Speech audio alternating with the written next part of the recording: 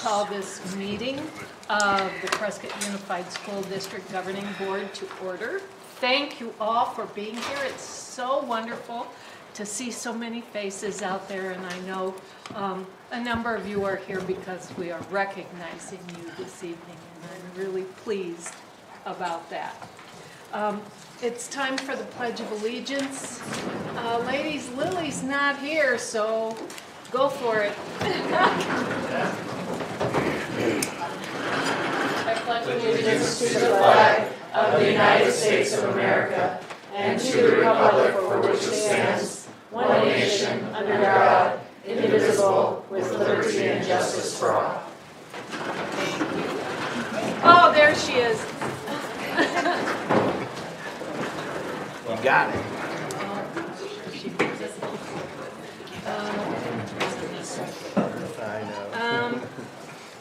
All right.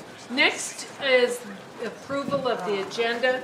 We do have one item on the agenda that we need to cancel, I believe. Yep, that's the presentation of plaques to Jim and Cindy. We'll catch them another time. They couldn't make it. Okay, thank you. Otherwise, any comments, questions, changes to the agenda? Hearing none, could I get a motion to approve the agenda? I'll move to approve the agenda as presented. Thank you. It's been moved and seconded that we approve the agenda as presented. All those in favor say aye. Aye. Aye. Those opposed? Motion passes. We also need to approve the minutes from the last meeting. Are there any corrections, additions, changes to the minutes? If not, could I get a motion to approve the minutes? I'll move that we approve the minutes from the regular study and voting session meeting of April 5th, 2022, and the minutes from the special study and voting session meeting of April 11th, 2022, as presented. Second. It's been moved and seconded that we approve the minutes from the regular study and voting session meeting of April 5th, 2022, and the minutes from the special study and voting session meeting of April 11, 2022, as presented. All those in favor say aye. Aye. Opposed? Motion passes. All right, we are ready for several presentations. One of the nicest things about May, besides the fact that it's almost summer, is that we get to recognize a number of the people who do great things for our schools. So first of all, I will come up and do this. As we continue to recognize our PUSD employee groups each month with a declaration at our meeting, we also would encourage students, other staff, and families to thank the members of that month's employee group so that they know how much you appreciate them as well as we do. That can be done through posts on the PUSD Facebook page or more directly to the individuals involved, because we want to make sure all of our employees know how special they are to us. The last 2 years have put extra burdens on most of our PUSD employees, without question. But possibly no group has had more work and more changes to their previous responsibilities than our school nurses. Therefore, we are ending this school year by declaring May as School Nurses Month, and we have asked a couple of our nurses to actually we invited all of our school nurses to join us, but 2 of them were able to make it this evening. So if they would come forward. These 2 school nurses are Carolyn Ernst from Prescott, come on in here, from Prescott High School, and Kim Auchin, the health aide at Lincoln. So, Yes.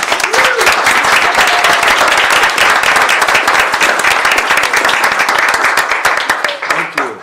extend our appreciation to all of our other nurses as well. So, ladies, could you give us just a brief look at some of the things you've had to do the last 2 years that were new to you? Oh. Well, with Marty's help, we navigated our first pandemic. And from what I hear, we were the community leaders in that front in school and showing what the county developed. So. And what kinds of things did you as a nurse have to do that you wouldn't regularly have been doing? Contact tracing, contact tracing, Give All day. give out masks, give out And whereas every, colds come and go, different things, you had to fully assess every 6 student who walked in with a headache. Did they have a second symptom? Did they have a third? Did they just have one of the major ones? And how long? And then the guidelines kept changing. But Yes. most of the parents thanked us. Was a complicated, confusing year. So, Deb, Couple years. can I share a little Marty? story? When we first started meeting, I asked the nurses, "Are you excited? You get to be in, a nurse during a pandemic. Like, this is unprecedented." And they looked at me like, because we were like figuring out nitty-gritty details.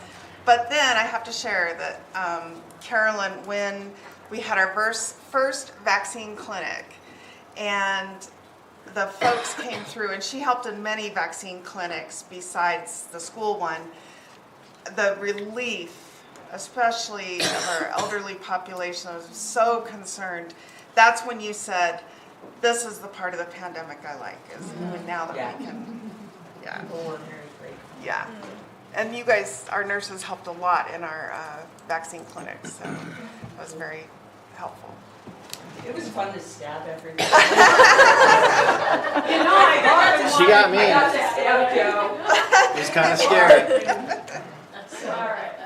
Parents, do you appreciate the fact that qualified nurses are available at each of our schools to assist your student with any health-related needs?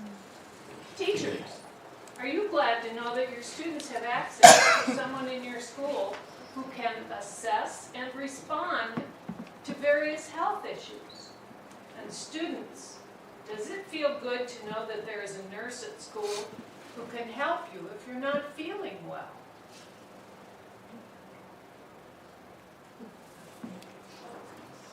On behalf of Oh my PUSD goodness. Governing Board, we want to thank you and recognize this month of May as Nurses Month in PUSD.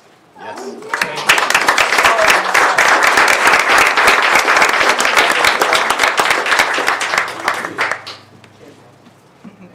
Thank you. So thank you, ladies, for all the. Oh, thank you And for your please- guidance. Please let the others of your group know that we appreciate you all. Thank you for this. You're welcome. Thank you.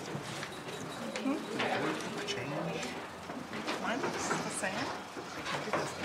Oh, I guess that could stay down here. We have 3 very special people with us this evening. Last summer, we took in applications for the student representative on our governing board. The student representative is welcome to give us their opinions, they meet with us when we go over the agenda, so they learn about the items on the agenda, but they also give us input into some of those items. They are not eligible to vote on anything, but they make us happy just to see their smiles sitting there. So tonight, well, I will tell you that we had 3 such exceptional applications and candidates that we sat there and looked at each other and said, can't choose. So Lily Latorsky has been our official student representative, but Isabel Flores and Camille Magnum have also been our alternates and have contributed greatly to our student program. So, ladies, thank you, thank you, thank you. Come on up.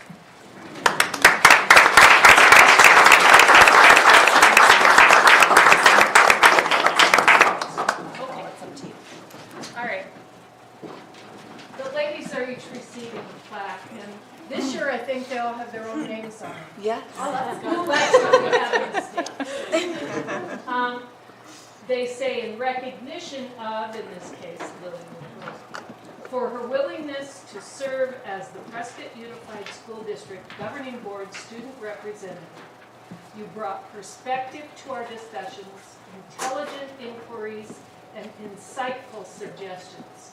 We thank you, Lily, and know you have a bright future ahead of you.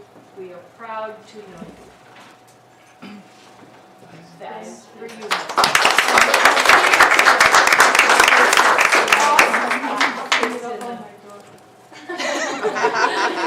Okay. All right. Isabel.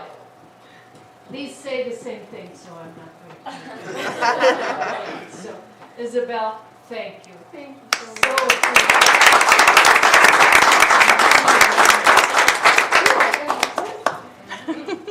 And Camille.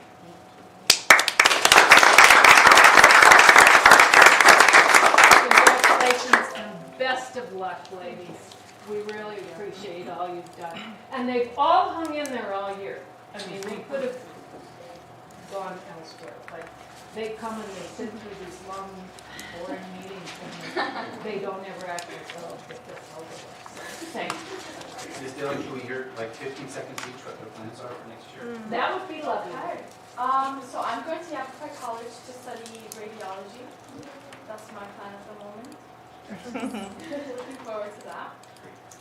I haven't decided on college yet, but I'm going to double major in journalism and political science to work towards being a lawyer. Alright. I'll be attending Southern Virginia University and studying business management and leadership. Did you hear that?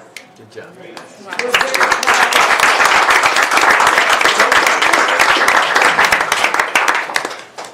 Didn't say school. She said study business management.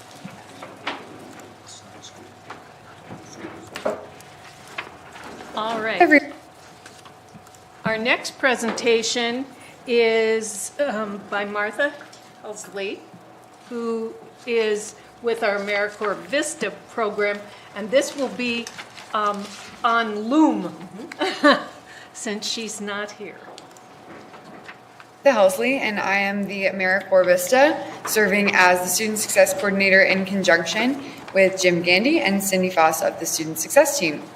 I began my term last June, and I'll be finishing up at the end of this month. I spoke to you all previously about the Student Success Program at the October board meeting, but today I'll just be giving you a little bit more background on the initiative, the history of it, results of this year's effort, and what we envision the program to look like going forward after I finish my service at the end of this month. I've followed in the footsteps of Jim and Cindy, who began this initiative 8 years ago, and two previous AmeriCorps Vistas who served in my role, Monique Laflame and Sean Stevens. To give a brief overview of this program, we start with chronic absenteeism. Currently, 36% of PUSD students are chronically absent, meaning they've missed 10% or more of school days this year. This number is up from 16% before the onset of the COVID-19 pandemic, and just as a note, that 16% is still awful high for that many students missing that much school, because missing this much school is detrimental to student success. Chronically absent students are at risk of not reading on grade level in early grades, failing middle school classes, and dropping out of high school. You may remember from my previous Student Success Board meetings that chronic absenteeism has been a challenge for many years, but the pandemic only amplified the barriers to attendance that families and students were experiencing. The Student Success Team takes a whole student approach to monitoring data and choosing which students to gear interventions towards. In 2014, Jim and Cindy, through Prescott Area Restorative Initiatives, received the ACF grant and another smaller grant to support PUSD in bringing restorative practices to the schools. This was their beginning of working with PUSD, and they held a 2-day training for administrators and teachers in June 2015 on the basics of restorative practices and how to implement them in the classroom effectively. Conferences were also held with families of students who had been referred to juvenile court for truancy. From 2016 to 2019, the Wraparound Restorative Attendance Program, WRAP, was piloted in 4 area schools beginning in 2016.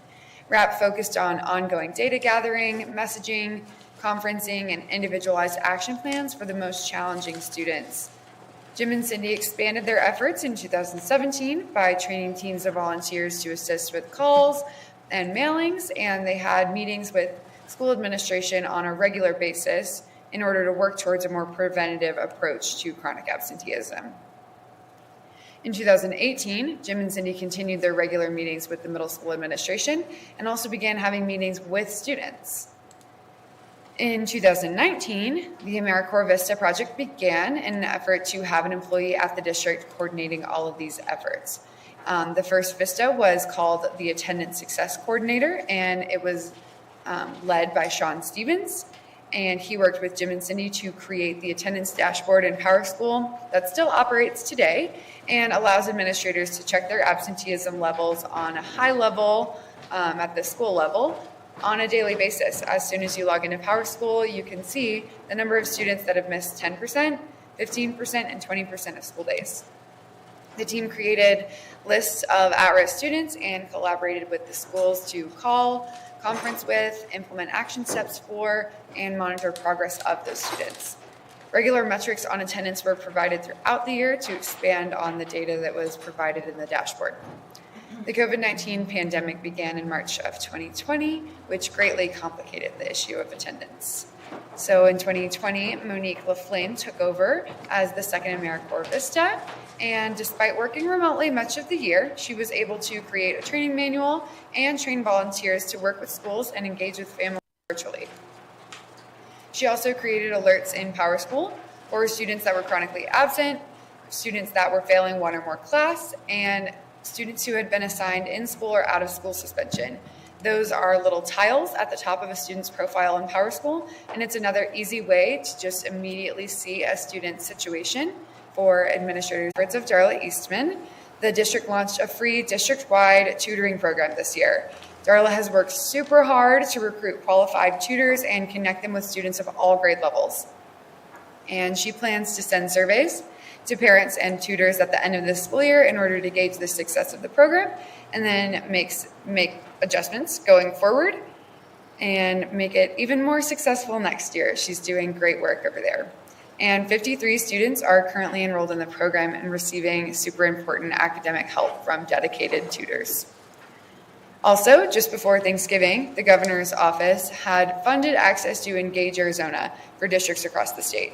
This company was able to connect students that we referred to them with mentors, and the mentors met with PUSD students virtually to work on homework, learn study skills, and provide just general check-ins and making sure they were staying on track in their classes. 376 students were enrolled when the program ended in March. 9% of students are currently severely chronically absent, meaning they've missed 20% or more of school days this year. So for much of the year, I focused my efforts on the middle school students that were severely chronically absent, just trying to narrow the group to a manageable size. And I was mostly focusing on students that many of their absences were unverified, meaning we don't know why they weren't at school and the school is having trouble communicating with the family. And also students who may be failing one or more classes or have some other behavioral challenges that might be compounding their attendance challenges. And I had regular meetings with Jeanette Bray of Mile High and Brianna Randall of Granite Mountain to discuss the status of these students and to work collaboratively on solutions.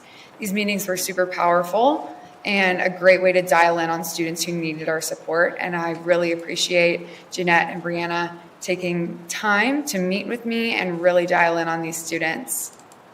Lastly, the district has been working on a collaborative initiative with juvenile court services to better support selected students and their families. The students are referred from the school to the probation resource officer, a program that began in October of 2021. The types of things that students are referred for range from disciplinary challenges that include vaping at school, alcohol, things like that, to truancy. And those truancy students tend to be my focus, as the center piece of the student success program has been chronic absenteeism all along. The truancy referrals are students that are severely chronically absent, coming from those lists that I was previously talking about, with a high number of unverified absences, and also that have compounding factors like behavioral and academic challenges. And for these students, we've always made sure that there is an extended effort on behalf of the school to work with this family on attendance before we have to refer them to juvenile court. 46 students, grades 5 to 12, have been referred to this program since October. The student success team is currently working on reviewing the outcome for those students after their diversion has been completed, so we can really gauge how successful the program has been. There are a few cases that we know of where attendance and academics were improved after diversion for these students, and cases where the student and family were able to connect with community partners and mental health resources that tremendously helped their circumstances. So we are super thankful to have that relationship with juvenile court in order to provide those expanded resources for families in supporting their path towards a more successful education. So, from the beginning of the RAP program to bringing in AmeriCorps Vistas to continuing to lean into this project through the depths of the pandemic, the Student Success Team has tried many approaches to tackling chronic absenteeism and these other challenges.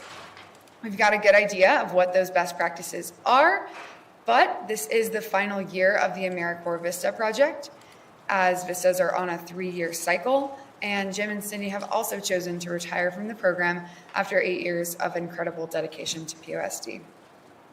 Losing these 3 positions could absolutely leave a gap in PUSD student support if we didn't set the district up for success going forward, and that needs to be the focus of the future of the Student Success Program. First of all, we hope to hire 4 AmeriCorps state members for the next school year, and the vision is that there will be 1 member at Granite Mountain, 1 at Mile High, and 2 members that float between the elementary schools and are actually working part-time in the front office. We hope that having members who are actually within the school rather than at the district level will be able to strengthen their partnerships with school administrators and with teachers and allow for a true team approach that's required to tackle these issues. These members will continue collecting the valuable data that the Student Success Team has gathered for many years now and will inform our approaches to student success. Most importantly, these members will hopefully be able to connect with students more frequently through school-wide attendance campaigns and individual student meetings to really get that one-on-one relationship with students and make them know that attendance matters. We hope that the approach of having members working inside the school offices will have an even more profound effect on student success going forward. Additionally, emphasis on resources that support students is vital. We're doing a lot in PUSD to support students with the use of tutors, character coaches, counselors, and things like that, and that needs to continue being an emphasis in order to support student success and having healthy and supportive adult-student relationships in the school. Also, investing time and resources into training teachers on how to effectively approach challenges with students, whether that be behavioral, academic, or mental health, things like that, are vital to supporting student success. In closing, I would like to just thank PUSD for continuing to prioritize the Student Success Program despite all the challenges over the last few years. And I would like to specifically thank Marty for championing the initiative and continuing to provide it the momentum that it needed. She has been a tremendous support for me through my service in the past year and couldn't have done it without that support for sure. And lastly, I would like to thank Jim and Cindy for being incredibly dedicated community members of the Student Success Team for so many years.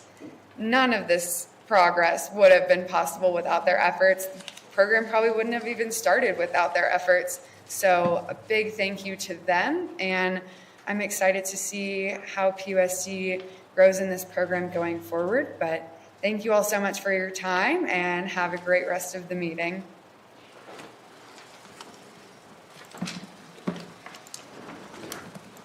I am prepared to take questions on Martha's behalf if All right. if you have any. Anybody have questions about the Student Success Program? She said it was ending. Are we re-upping it, or we're still debating on that? Well, is the third year that we've had a VISTA position, which has been a district level position. As you know, our VISTA volunteers, it's a real bargain. We get a full-time employee for very little money because they get credit and they get stipends from other grants. So we're done. We can go up to 3 years, and we finished our 3 years.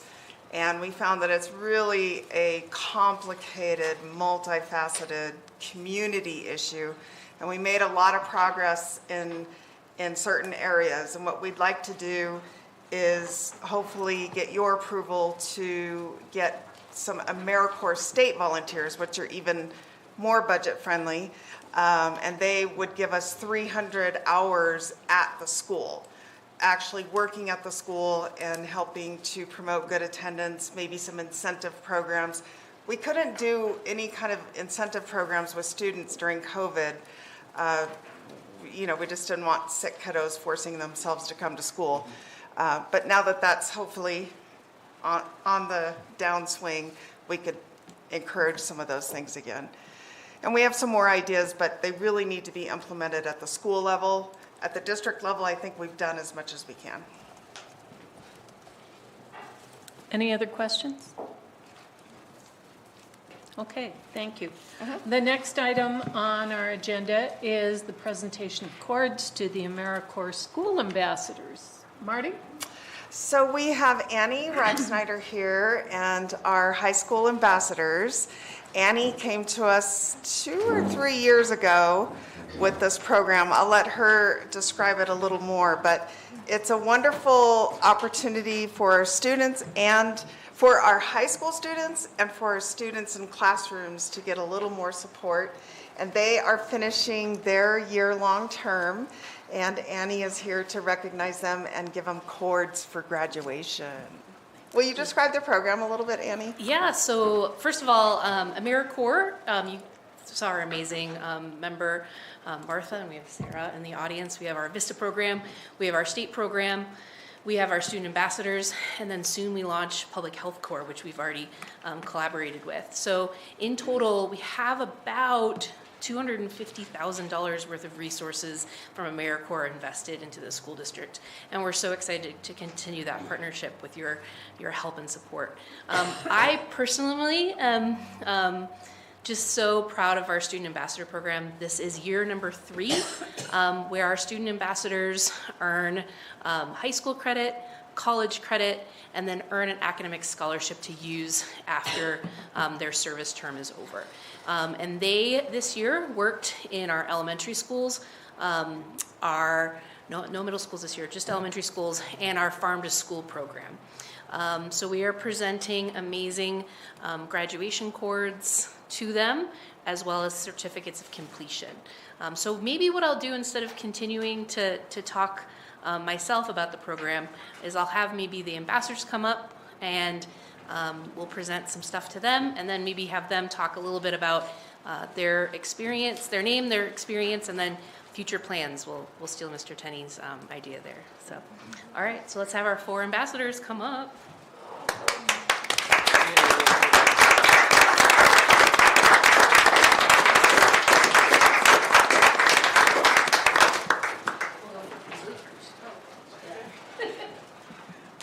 Hi, I'm Millie Diener, and I was at Lincoln all year helping in a 4th grade classroom.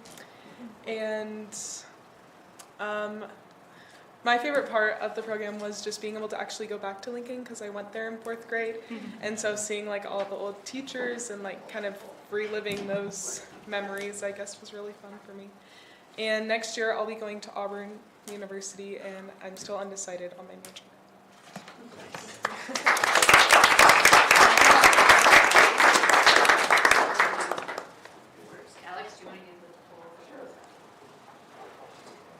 Alex is our amazing state team leader, who was basically their peer mentor this entire year, so. And we'll give one to Sarah, too.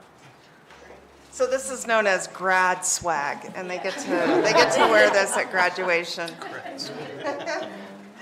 Okay, hi, my name is Ellie Magnet. I taught at Taylor Hicks in Miss Bishop's class, and probably my favorite part was just doing small groups with the kids and learning new things with them, because you teach them, but honestly they teach you a lot more, and they're just so amazed at like anything new you show them, because they're still at the age where everything's so cool.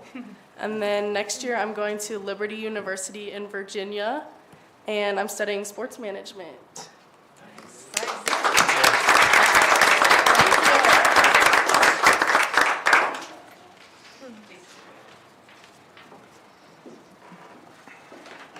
Hello, my name is Victoria Bravo. I was with Mr. Poles at Lincoln Elementary School with the first grade class.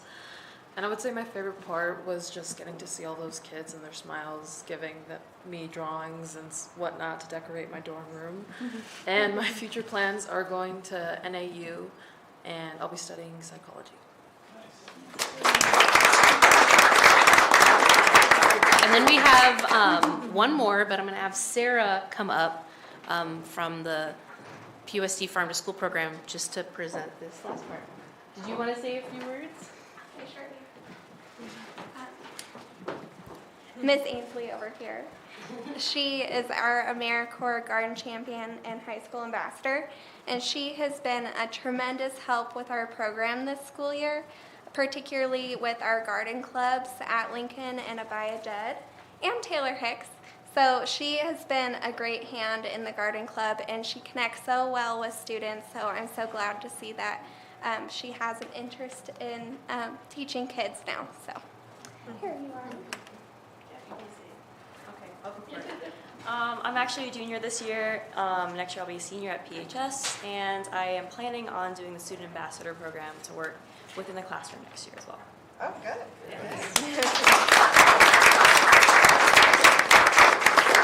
And the last thing I'll say is this program is absolutely free to the district thanks to donations from the United Way and a grant from the United Way.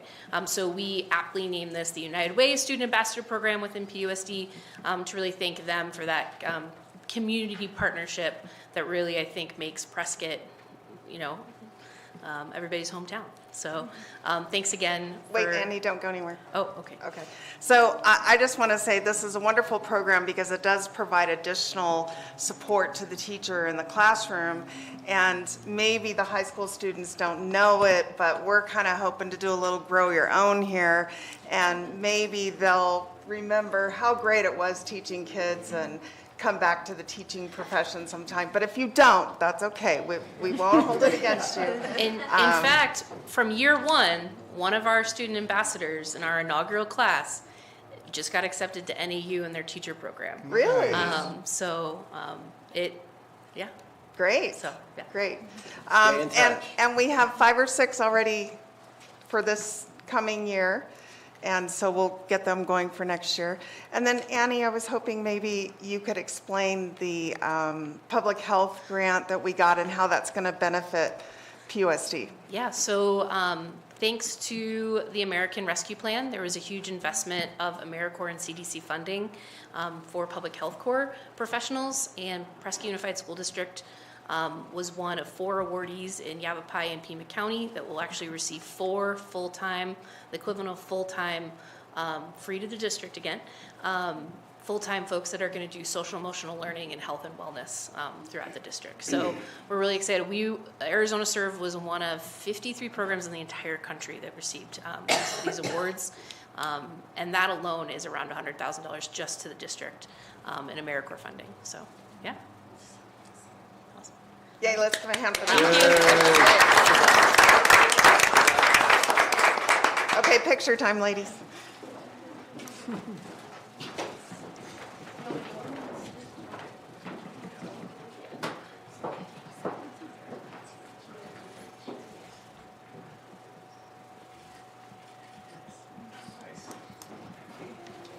Thank you, ladies. Thank you. Good Good job.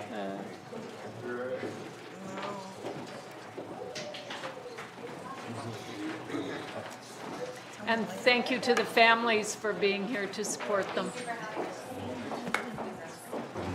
Congrats.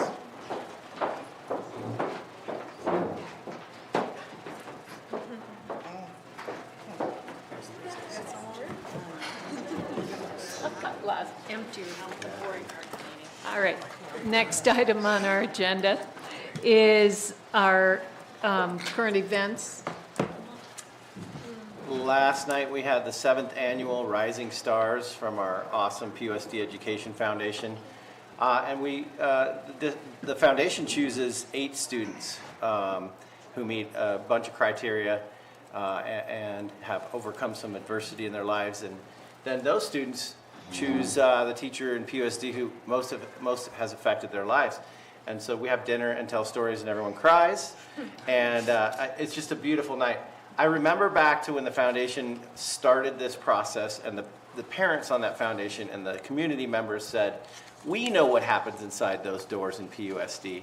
How can we create an event that shows others this relationship piece that you just can't put down on paper, or you just can't explain it? And so I think they've accomplished that greatly over the years. And last night, certainly, I got home late and my cup was filled. I was ready to come to work the next day and think about the amazing things that we do. So if you get a chance to ever go to that in the future, it's all about every child, every day. So just so grateful to the foundation. They'll be presenting their yearly report to us next month. So we're very blessed to have that. To add foundation. to that, Please. Mrs. Howard was one of the recognized teachers. She was. That's why I cried. Yeah. Very proud, very proud. And then I want to congratulate Rachel Chungalo. She's been recommended as the new principal at Abaya Judd. And we're super excited about that. We've been very busy with interviews in this last couple of months. And Marty just ran in here from interviews for Taylor Hicks. And tomorrow night, we will have the spring fling at Taylor Hicks, and we've worked into that, the meet the finalists. And I don't think that's public yet, so you'll have to find out when you come tomorrow night to Taylor Hicks if you're available. So we hope by early next week to recommend someone for that position. So we're rocking and rolling with lots of interviews for on the administration side. Not quite so many on the teacher side, which we welcome. But there's still that work going on in terms of hiring for sure.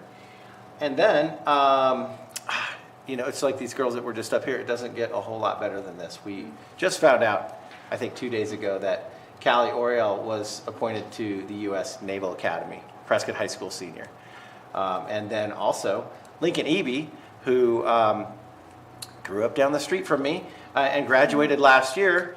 Boy, he was at Clarion on a wrestling scholarship, and West Point just yanked him right out of there and said, come on over to West Point. So he was appointed to West Point. So this happens often. Our ROTC program is huge in pointing kids in this direction, and we're just super proud of. We have 1,000 more stories about our students and the great things that they're doing, but these ones stand out this month. Can I add that just super quick? Yeah, So please. Colonel DeKemper, who's in charge of our junior ROTC program, also shared with us that makes 10 service academy appointments in the last 13 years. He's not aware of any high school in the United States anywhere our size with that many service academy appointments. Every single one of them who has started, well, he mentioned that 60% of people who start at service academies actually graduate, so it's a relatively low graduation rate. Every one of ours would have started as finishing and being appointed to an officer position within one of our branches of the military. So that's something to really be proud of. One of the great things we've got going on at USD. Harder to be accepted than Harvard, from what I understand. Big deal. Anything from board members to share?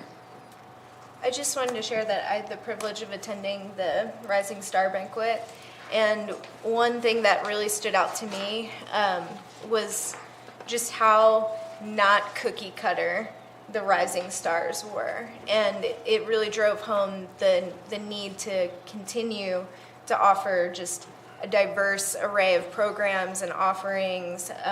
Our teaching staff, the teachers, it was just amazing to see that spread and that non-cookie cutter esque vibe reflected in the teaching staff as well, anywhere from like football to ROTC to English to orchestra. I was just really impressed that it takes all kinds. So thank you. That's a good Every Child, Every Day speech, and I think it's recorded. You might see yourself on TV. Anybody else? Just From- wanted to, Yeah, go just ahead, wanted to Andy. say I had the opportunity to volunteer with the PUSD Education Foundation down at the Whiskey Off-Road this weekend. If you haven't done it, I really believe that's the best weekend in town. And I'm not just saying that because I ride a bike, but it is so much fun, and you get to see so many great people. So next year, hopefully we have it again, and you have a chance to do that. If you get a chance, come down and help the foundation out. It was a lot of fun. That's a huge undertaking by Yeah. the foundation to do that job. Yeah. Months of planning, Yeah. lots of cleanup. And Yeah. thank you to the foundation for all their efforts on our behalf. So for me, May is frosting on the cake. It's what makes the rest of it all worthwhile. We have so many events coming up this month. I'd just like to encourage board members and anyone else who is interested. I would request that if possible, the school for which you are liaisons, if they have a site council meeting this month, it'd be great if you could make it for that. Some of the other things coming up, Senior Awards Night is May 24th. You will get all these in emails.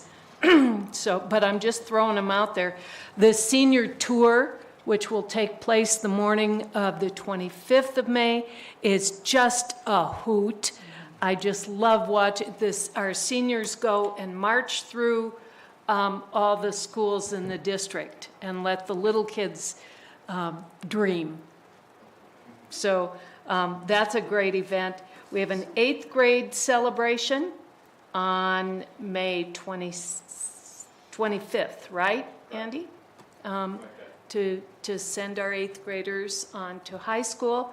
And then, of course, we have graduation on the 27th. So kind of my philosophy on all those kinds of events is that it's good if we show we care enough to show up. So anyway, anything else?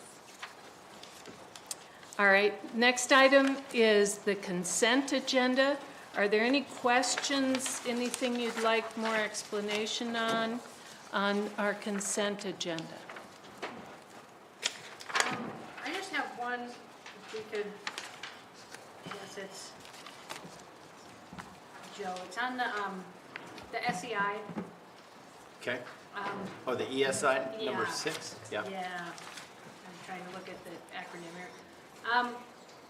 They take 25%. Is that like,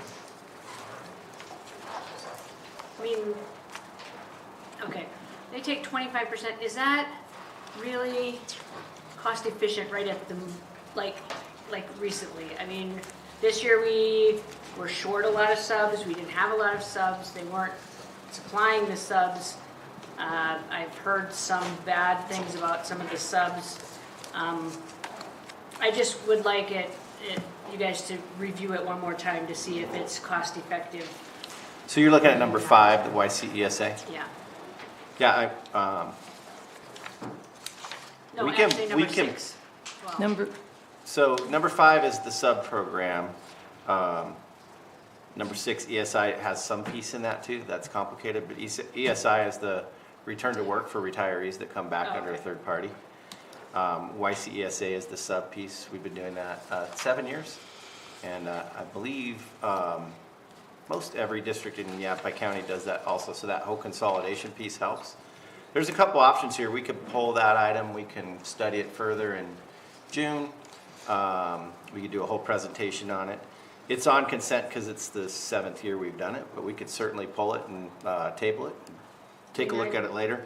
You could have Mr. Tenney speak to it briefly. I can speak a Brian little could bit probably to speak to it the the best. financial part. The practical part Before you do, can we clarify specifically which item we're looking at here? So when I was a substitute, it was through the ESI. That's the website. you Okay, so go are we into. looking at number Is that 5 or not- number 6 there, So- Cara? I She's don't curious know. about the sub-program Yeah, which is number through the county. 5.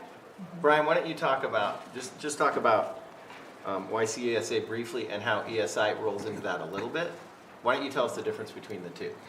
All right, so Yavapai County Education Service Agency provides services across all of Yavapai districts, and there are consolidating things. We talked about one when it came to the, what was it, the Title III, that, you know, they help manage that grant. Ultimately, when it comes to YCESA and our substitutes that are through ESI, the third party, this was brought about 7 years ago when we were having a hard time filling sub positions within the district, and all districts ran their own sub calling system and basically had their own pools. Very little overlap.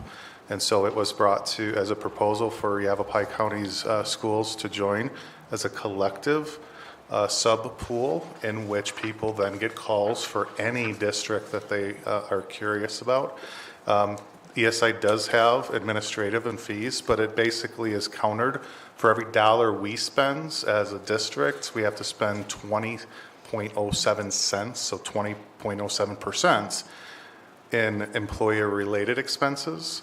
That 25% that you're seeing there is the counter to that 20% that we would have spent if they were our employees anyway. So there is a offset of if you're a PUSD employee or if you're through ESI, they have different employer-related expenses. For example, workers' comp, ours is less than 1%, theirs is about 5%, and that's set by the state. So with that being said, we can look at from a study, but we both, if we go through them or if we go through ours, we have those same percentage costs.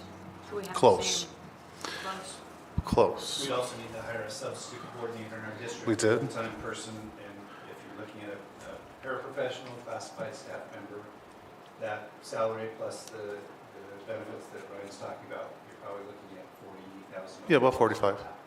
And we don't get charged for the software system. When we did do our own, because I remember the presentation, we spent about $21,000 on our sub software program that managed our subs in the calling system, and that cost transfers over to Yavapai County Education Service Agency because they're managing it for all the districts. The major difference that we saw or we hear from staff, especially teachers, is before when it was just us, our fill rate was okay. There were lots of times where we didn't fill.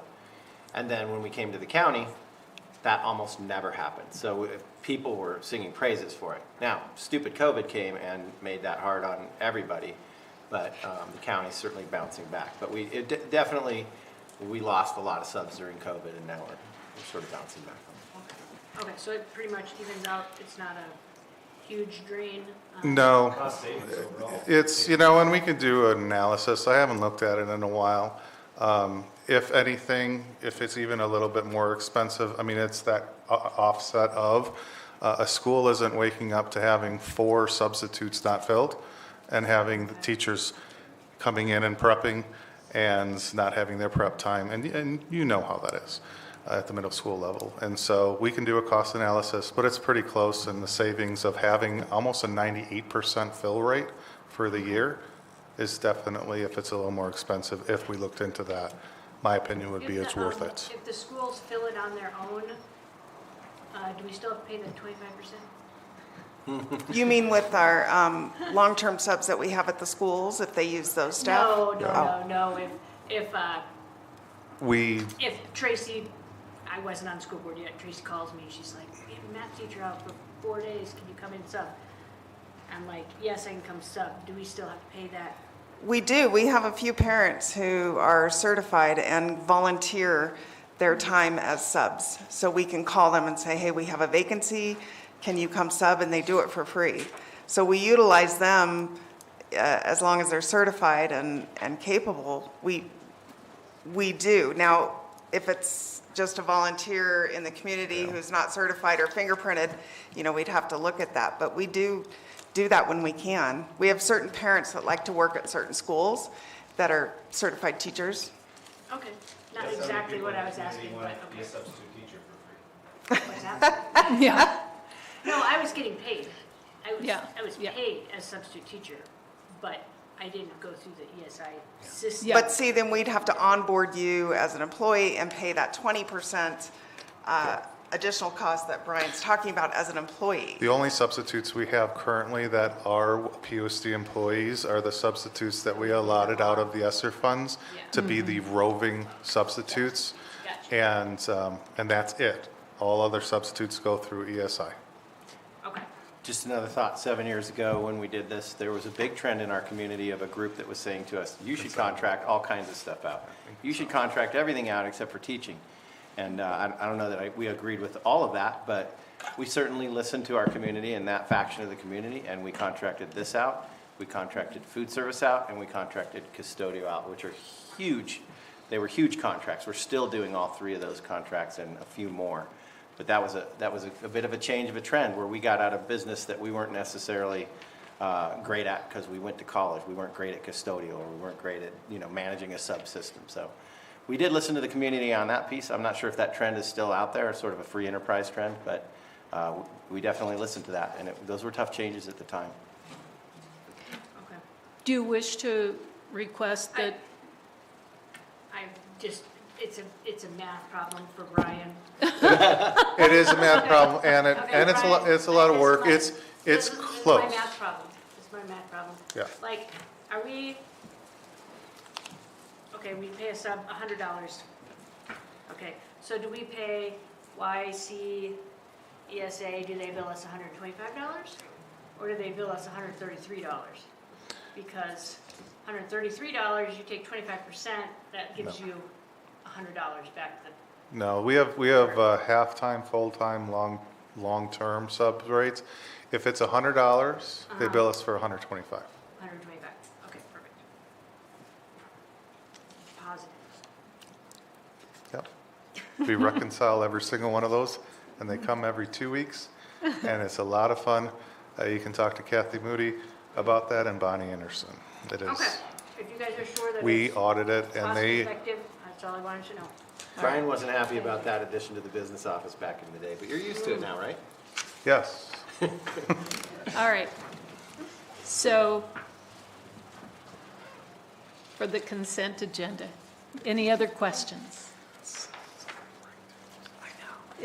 Could I get a motion to approve? I move we approve the consent agenda as presented. Second. It's been moved and seconded that we approve the consent agenda as presented. All those in favor say aye. Aye. Opposed? Motion passes. All right. The next item on our agenda is a possible public hearing on our budget. This is required opening, and we've received no requests. No. So we will skip that lovely item.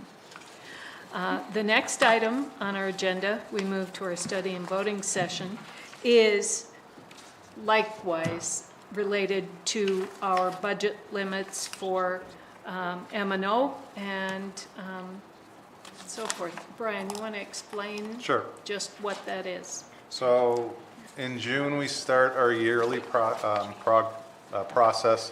of our new fiscal year.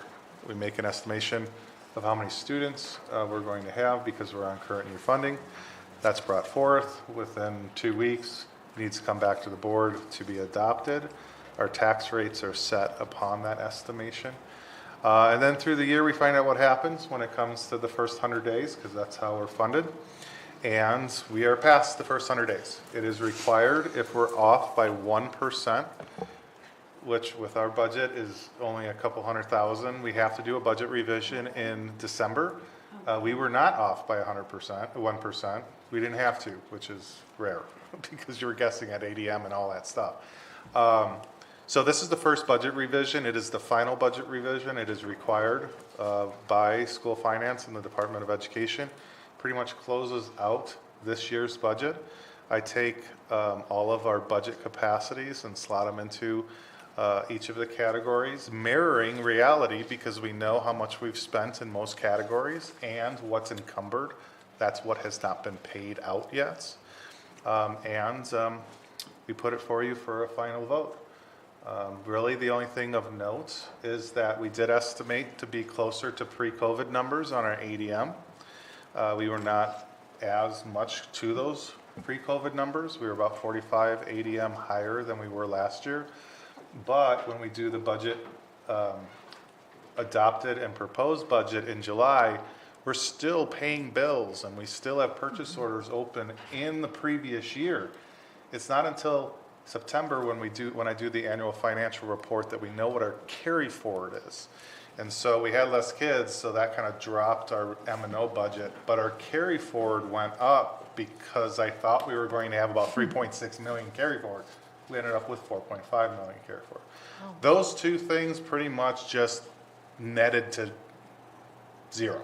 Okay. So if you looked at the adopted budget in July and the ones in front of you, I think this budget's about 100,000 more than what July, and that's because of that carry forward. That's the only thing of note. It's the only thing of change. Okay, thank you. Questions for Brian? Could you repeat the ADM numbers? We were higher? We were higher this year than last year by Okay. about 40. Okay. 45 ADM. Okay. One ADM, once again, is a student who is with us the first day through the 100th day. Okay. And we budgeted our adopted and our proposed budget in last June and July more close to our pre-COVID numbers, which was getting back about 160 or 170 kids. And so we fell short of that. Okay. So we did have to decrease our M&O pot of money by those students, but our carry forward was higher than what we expected in July and June, which then got infused back into that pot. It basically negated each other. So how did our carry forward end up higher than expected? So what happens is when we do the adopted budget in June, we can still pay bills and we still have purchase orders open all the way through August 30th.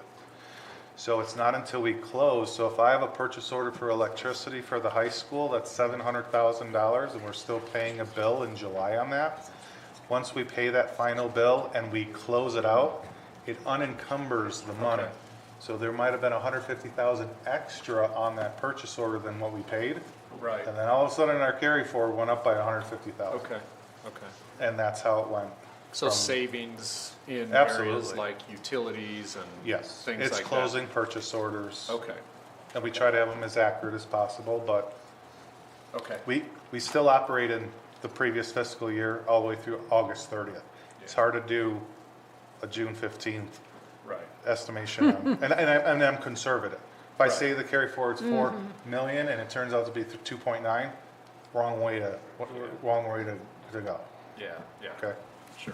Yeah. Thank you. you're welcome. Other questions?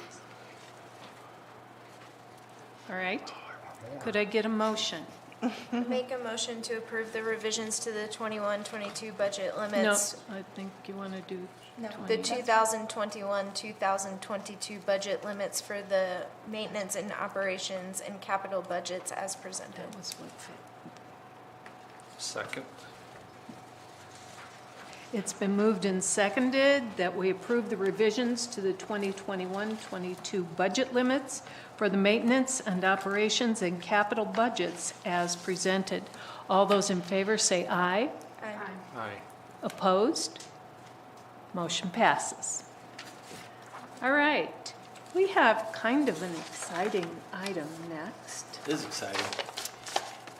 In the last few years, we really made some big relationships with the fine arts community through the Ruth Street Theater Project and people working together to try and figure out how to get our local fine arts people into venues in the school district and that type of thing. And through that, some of you may know Henry Fleury from AZ Phil. He had contacted me a couple times, and we'd kind of heard rumors that there was an international ballet school coming to town.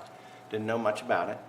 But Henry put myself and Ken Ludden together and said, you have some shared interests that you should talk about. One, both organizations were talking about in the future someday building. Both had received or had been looking at property that had been possibly given out north there, and talked about how's that all work and timing. But the ballet school was here now, so for several months we started talking about where a space might be. And I'm always walking around these schools, and poor Andy. I know Mile High Middle School better than any place, so I knew we had some space there. It wasn't all in the same place; it was here, there, and everywhere. And so Ken and I took a drive around and started looking around, and we saw some spaces that really might work. I had no idea what kind of space you'd be looking for a ballet school. Mr. Binder and I. Mr. Binder and I are both wrestlers, so it was. But you can call us open-minded to these new ideas, and so we learned a lot over the last few months. With a lot of back and forth and a lot of visits to those schools, and then even as you've seen with the leases, also to Washington School, we've worked out a plan that we think may work mutually for both Margot Fontaine Academy of Ballet and Prescott Unified School District. We think we may have struck a partnership here, and so we've been working with attorneys. They have their own board. We've been working with their board. Of course, we kept this board appraised to what's going on throughout that process, and it's been a neat process to figure that out. Like I said, we think we have a plan. We want to start tonight by, we asked Ken and Margot Fontaine to put a video together so we can kind of get a feel for who they are, and they are a neat group of people who bring world-class fine arts to Prescott, Arizona. So we want you to see that. Andy's here, Steve's here from their board. We have lots of folks that can answer questions, and we've certainly been spending time talking to each other and attorneys to make sure that this lease is something that we can grow into, because it's not something that you can just jump right into at full dollar, as you've seen with that lease. But let's take a look at that video, and then we'll entertain plenty of questions.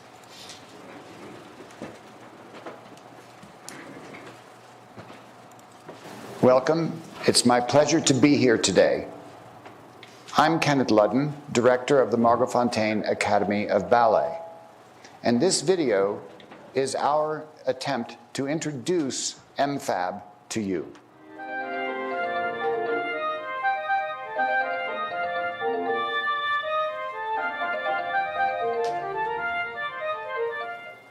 A dancer on stage is dancing, of course, and they must be very good at dancing. But they are also an actor playing a part, just with no lines. The lines are the movements. They are a musician playing the music you're hearing with their body as the instrument that visualizes that music. They are a living sculpture. They are also participating in a live painting. The opening of the stage, the curtains around and the floor below form the frame of that painting. And they are a storyteller. It is upon this that the educational program at the Margot Fontaine Academy of Ballet is based.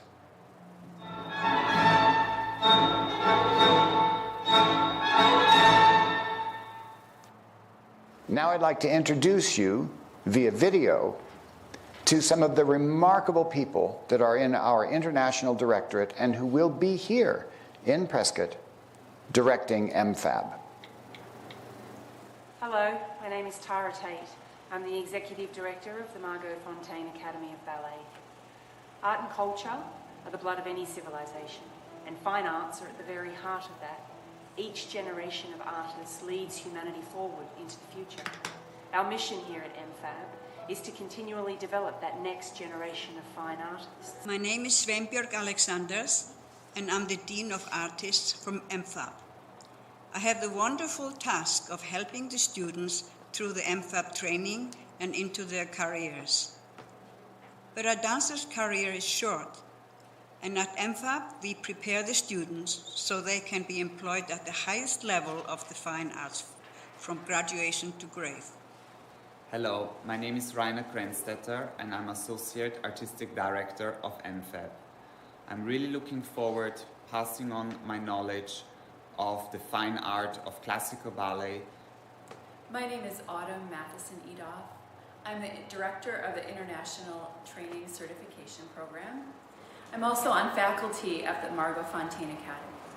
Hello, my name is Machimito. I'm the director of the lower school at the Margot Fontaine Academy of Ballet.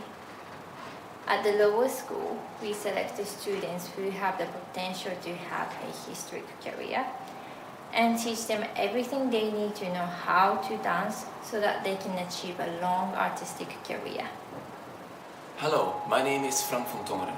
I'm the director of the upper school at the Margot Fontaine Academy of Ballet. In the upper school, they take all that they learned how to do and learn what to do with it to achieve and sustain a career as a leading artist. Hello, my name is Jen Martin. I am currently a board member on Margot Fontaine Academy of Ballet in Arizona. I am a Prescott High School graduate, 98, and I look forward to being part of the faculty for contemporary and aerial dance programming. MFAB wants to establish the lower school at the Mile High Middle School in Prescott, and then to have our students even in the upper school, which will be at a different campus in the Washington School, also part of Prescott Unified School District. We want to do this so that all of the students that come are able to attend your school and have a very easy transit from their school work during the day and their ballet work, which happens after school is finished for the day. That is our introduction. I hope you've gotten to know a little bit about MFAB. We all look forward to knowing you and working with you as the future unfolds, training our children to become the best they can be, to work with you as we all look to the next generations of young people and prepare them to lead the world as they mature and develop. Thank you. Sorry, the volume was a little low there. We could hear Ken well. Just a couple things. That's unfortunate. No, I think it was great. It was a great video. A couple things, as I talked across the state of Arizona and talked to the attorney and different folks and said, what do you think of this idea, or what are we seeing across Arizona that's similar to this? The two things that came across were not only should schools take a look at how they can use their civic facilities to partner with other people, but it's a survival piece in Arizona these days in terms of the budget that we have. And if you don't partner with your community and you don't fill your building with things other than just school, it's hard to make it. And the other piece was, but I've never seen one with this much enrollment opportunity. So let me be clear about that is at full build out, we're looking at around 170 students that this would draw to Margot Fontaine, and they would require them to attend Prescott Public Schools. And for us, that in terms of enrollment and ADM, that's about $2 million. And you know, one of the tougher things that ever happened to PUSD was North Point split ways. We created North Point, and they split ways. In my 12 years ago, my first year in the district office, our first task was that had been cut, and our first task was to right-size the budget, and it was $2 million that we cut. So that number to me, when I look at that and go, that's the potential to bring 170 students into our district. Way rather be on the other end of that at this point in my career, and looking at that. But there are so many pluses about this that we can get into as we do questions. But some of them are, for example, they have a librarian that would be placed in the library at Mile High Middle School that doesn't have a librarian, and that would be shared at no cost to PUSD. Happens to be someone who was who'd been our employee in the past. The curriculum is very extensive with Margot Fontaine, and while they're running their own school and we're leasing to them, and we're not necessarily involved in that, we've talked a lot about the partnerships that could develop based on many offerings that could be an interest to our students. And so that's something we won't work out till we get to know each other better if this goes forward. But there are also jobs, and I know Ken will speak to that, but I think we counted tonight, there are 52 jobs That would be after-school jobs or weekend jobs for our staff possibly, if they were interested in those. So it brings that. And overall, it brings a whole different level of fine arts to our community. So there are a lot of community wins, there are a lot of PUSD wins, and I think there's a lot of Margot Fontaine wins. So I'll open it up to the board for questions. Questions? So, thank you for presenting here today. I'm curious, I guess, the education piece for the students. You said they are in their own school. Will these students, so they won't be attending our elementary schools technically? No, they will. They will be. They will be. They'll be fully enrolled. And our student body goes in terms of your age group, it starts at age 8. Okay. And then it goes all the way through high school. Okay. And they will be enrolled in your school. So they'll be attending those facilities? Yes. Okay. So the facilities that I see in the exhibits here, I'm curious, the exclusive access to Margot Fontaine, are those facilities easily given up? I see one as the Family Resource Center. Do we have a plan in place to put those operations of PUSD somewhere else in the district, and we have the space for them? I guess the rooms at Mile High, the PE lockers and things like that, I just want to be sure that we're not displacing our own. We do, and I think we should have Andy speak to that, because that was the number one piece that we first started talking about, for sure. But the answer is yes, those places will move. The way that I looked at it is a lot of those spaces have people in them about once every 2 weeks. Okay. And we want to maximize our space. Right. For instruction if possible, and then you'll see that there's a lot of instruction involved with this, but we'll have kids in a lot more space than we currently have them in through this plan. Okay. But definitely my first concern was with Andy Biner and his school, and I know how that works, and people are displaced. We've got a lot of space over there, and Andy and I knew that several of those teachers had several spaces that they used well, but that we know that typically that's not what happens in schools, and we could maximize that. So. And then just so I don't continue on asking questions, at the end, are we making these spaces at the level they need to be for Margot Fontaine, for the academy? Or are they coming in and remodeling so that those go in? So those are kinds of the questions that I have. So Andy and then Ken can answer that second piece. Okay. Yes, for sure. Yeah, we had definitely the same questions, right? Is this doable? And there was several meetings where we walked campus, I'd say numerous times, to look at different areas and determine what we could give up and what we couldn't. I've been very appreciative of how flexible they've been, and say, there was an area that we said we can't give this up, and they adjusted, and that's where we went. The other areas that we are, I don't want to say give up, but that is exclusively for MFAB. We spent a lot of time looking at our campus, looking at what is available, what extra rooms are just used for storage and things like that, consolidating certain areas, looking at where we're at right now with the shifts where we're moving the PE locker rooms and things like that. I think we still have at least an empty classroom still available, and so we were able to shift things around. It did make us look at our programs and kind of determine how we're going to restructure those, but none to the point of anything that I felt was going to be detrimental to the programs. If anything, right now we're seeing a lot of potential for shifting a program into a newer classroom, revitalizing that. We have, over the years, we've kind of put, for example, one program we have is our broadcasting class that kind of got, it's an amazing program right now, but it's kind of stuffed into the industrial arts room, and it doesn't really fit great there. So longer term, we're looking at moving it into its own kind of area. So to answer the question, yes, we're figuring it out. There's a lot of the little details that we're working through with the teachers right now. They certainly have certain questions.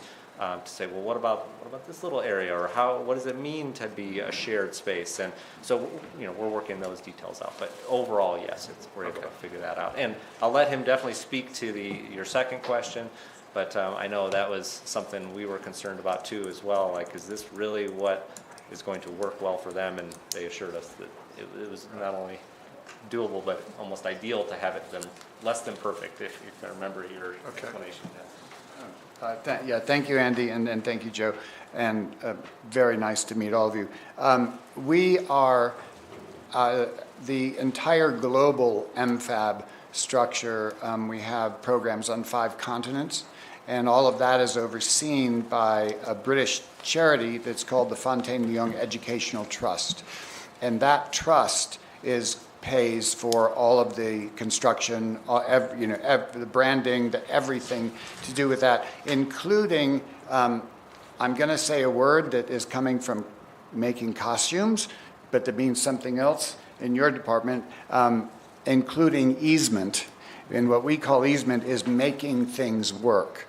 One of the things we've always done in MFAB, first of all, our program includes visual arts, dramatic arts, music, taught at a very high level, technical arts, so it's recording and video editing and all of those kinds of things, scholarly arts, how to do research, how to construct storytelling in a way that is accessible to everybody. Ballet is essentially a family entertainment, and so how you do that.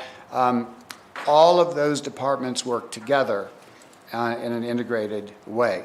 What MFAB has done is we always encourage our students, if they have to get their music studies checked off, we have our music department work with the music department in whatever the schools are in the area, and we encourage them to actually take those academic things in that school, be in their drama club, be in their chorus, be in their marching band, all of those things, because the most important thing to us is that these students end up being able to go into life and live in the real world and have real world jobs and that kind of thing. It can't be exclusive. That Margot's entire complaint about the ballet world from the 1580s until the 1970s is that music was studied over here and drama over there, and it was all divided. And so you very rarely had artists who could really do everything required of them. So we are overseen by the FLET, it's called, and so all of the everything is paid for by them. And there's a little old lady who lives in a big house in London who is sort of in charge of all of this kind of stuff, and it makes sure that everything is done to the level and to the quality that it needs to be done. And then part of the easement is in this, there is the question of possibly having to put in a doorway. And even though that would be part of the school's structure, that would be our expense. We're sort of causing that situation to have to happen, and so that there's safety and security. And so that is the long version of the answer to that question. All right, thank you. Just a little story piece in there. One of the first areas we looked at was the upstairs gym, and I probably don't need to tell the board, but Mile High used to be a high school, so it's the most dialed middle school around. I mean, you don't get to see those very often, but Andy and his team have maximized the space, and so when we closed school 7 years ago and reopened, there were some new ideas like, hey, isn't the middle school concept that we don't just cut kids in basketball and volleyball and things like that before they've even developed and not even give them a chance? And we were sorting kids. It's happening all over still in America, but at such a young age. But we had that kind of space at Mile High, and so Andy developed that and the teachers developed that into multiple opportunities that most middle schools don't get. And so when we were taking a look at how ideal that would be for MFAB, Andy voiced that. And immediately Ken and his crew said, we don't want the gym. We don't want to get in the way of the things like that you do that are great for kids. And we knew pretty quickly at that point that this was going to be a good partnership because they want it to work and we want it to work, but we also don't want to take away some of the things that we really spend a lot of time doing. And it's very special at Mile High that we have, 4 volleyball teams at one time practicing during volleyball season and 4 basketball teams. We have more opportunity because we expanded into what that building offered us. So we were just grateful that during the process, that's why I'm confident in this process, that it didn't become a push shove like, no, we got to have the gym or it's a deal breaker. That attitude never developed, I believe, on either side. And so that's where we found the Washington gym and kind of looked at all the different options that we have. So, so that's kind of how this is all rolled out, and we've arrived at where we're at. And if I can tag on to that, you know, I don't know how many people in this room, when you were 10, 11, 12, and somebody said, oh, no, you can't do that. And then later on in life, you develop a skill, you develop some. They told me I would never write. I've got 50 books in publication right now, but they said I would never write. They also said that I would never wear a necktie. Most of that information came from me. But things change, and you do not ever want to tarnish a child's expectation of themselves or their own life by putting some just guillotine-like limiter on their potential. There is nothing more poisonous to a life and a future than that. And when I heard about what he had done, boy, if I had not been such a clumsy kid and had him as a principal, I might be here as, a football player or something today. But no, I was like, nope, you can't do that. You're terrible. It's terrible. So there's no way we would ever do anything to any child that limits them, particularly in their view of themselves. Self-esteem is one of the most important things in a life. If you can be confident, then you can handle anything. So our program, it's about making life available in its richest form to even the people with an oddball talent like classical ballet. But we also have turned out opera singers, we have turned out politicians, we have turned out, we have members of boards, we have one of our graduates went on to become an international researcher for women's cancers, but they got that base of taking into consideration all of the facts, and then where do they fit in? And so the other thing is that we do a lot of work with what's called body mechanics, and we do that mainly with middle school age kids in sports. We were able to help a young girl in Westchester County, New York, when she was 13 years old. She wanted to play baseball on the boys' baseball team. Couldn't do it, not because she didn't have the skills, but because the test or the entry, I don't know, we call it an audition in sports, in ballet, but that test to see if they could make the grade was based on 13, 14-year-old boys' bodies and not girls' bodies. And her father came to me and he said, she's this close, can you do something? And I said, let's see. And within 6 months, we not only got it so she was the first girl ever to be in an all-boys baseball team, but not only was she on the team, she ended up taking that team to a regional championship, and she became one of their most valuable players. And then our weekends were filled at the academy with all of these young girls wanting to do female sports, in a more serious way, and we were able to help them in that regard. Anyway, so other questions? Yeah, I have a few, and I'll kind of chunk them into 2 parts. So this is very creative, first of all, and it's also through 2027, which is a long time. And I see here that there's kind of like this tiered lease agreement based on enrollment. I hear that 170 is the maximum capacity right now. I'm curious what enrollment looks like in your experience. Like when we enter this 2022 year, are we talking like starting with 30 enrolled, or are we going right to the 170? What does that enrollment look over the next several years? And related to that is the age breakdown of that enrollment. You mentioned that these would be PUSD students.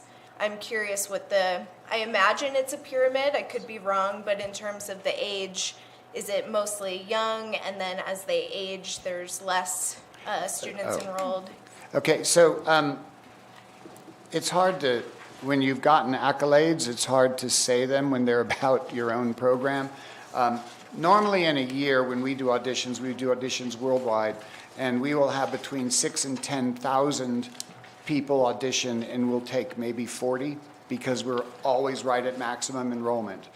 Had this happened right when we moved here 3 years ago, we would have had full enrollment. Then there's COVID.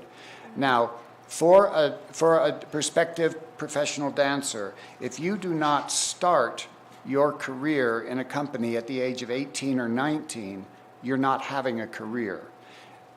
We had a whole group of students 2 years ago that were like 13 to 16 years old.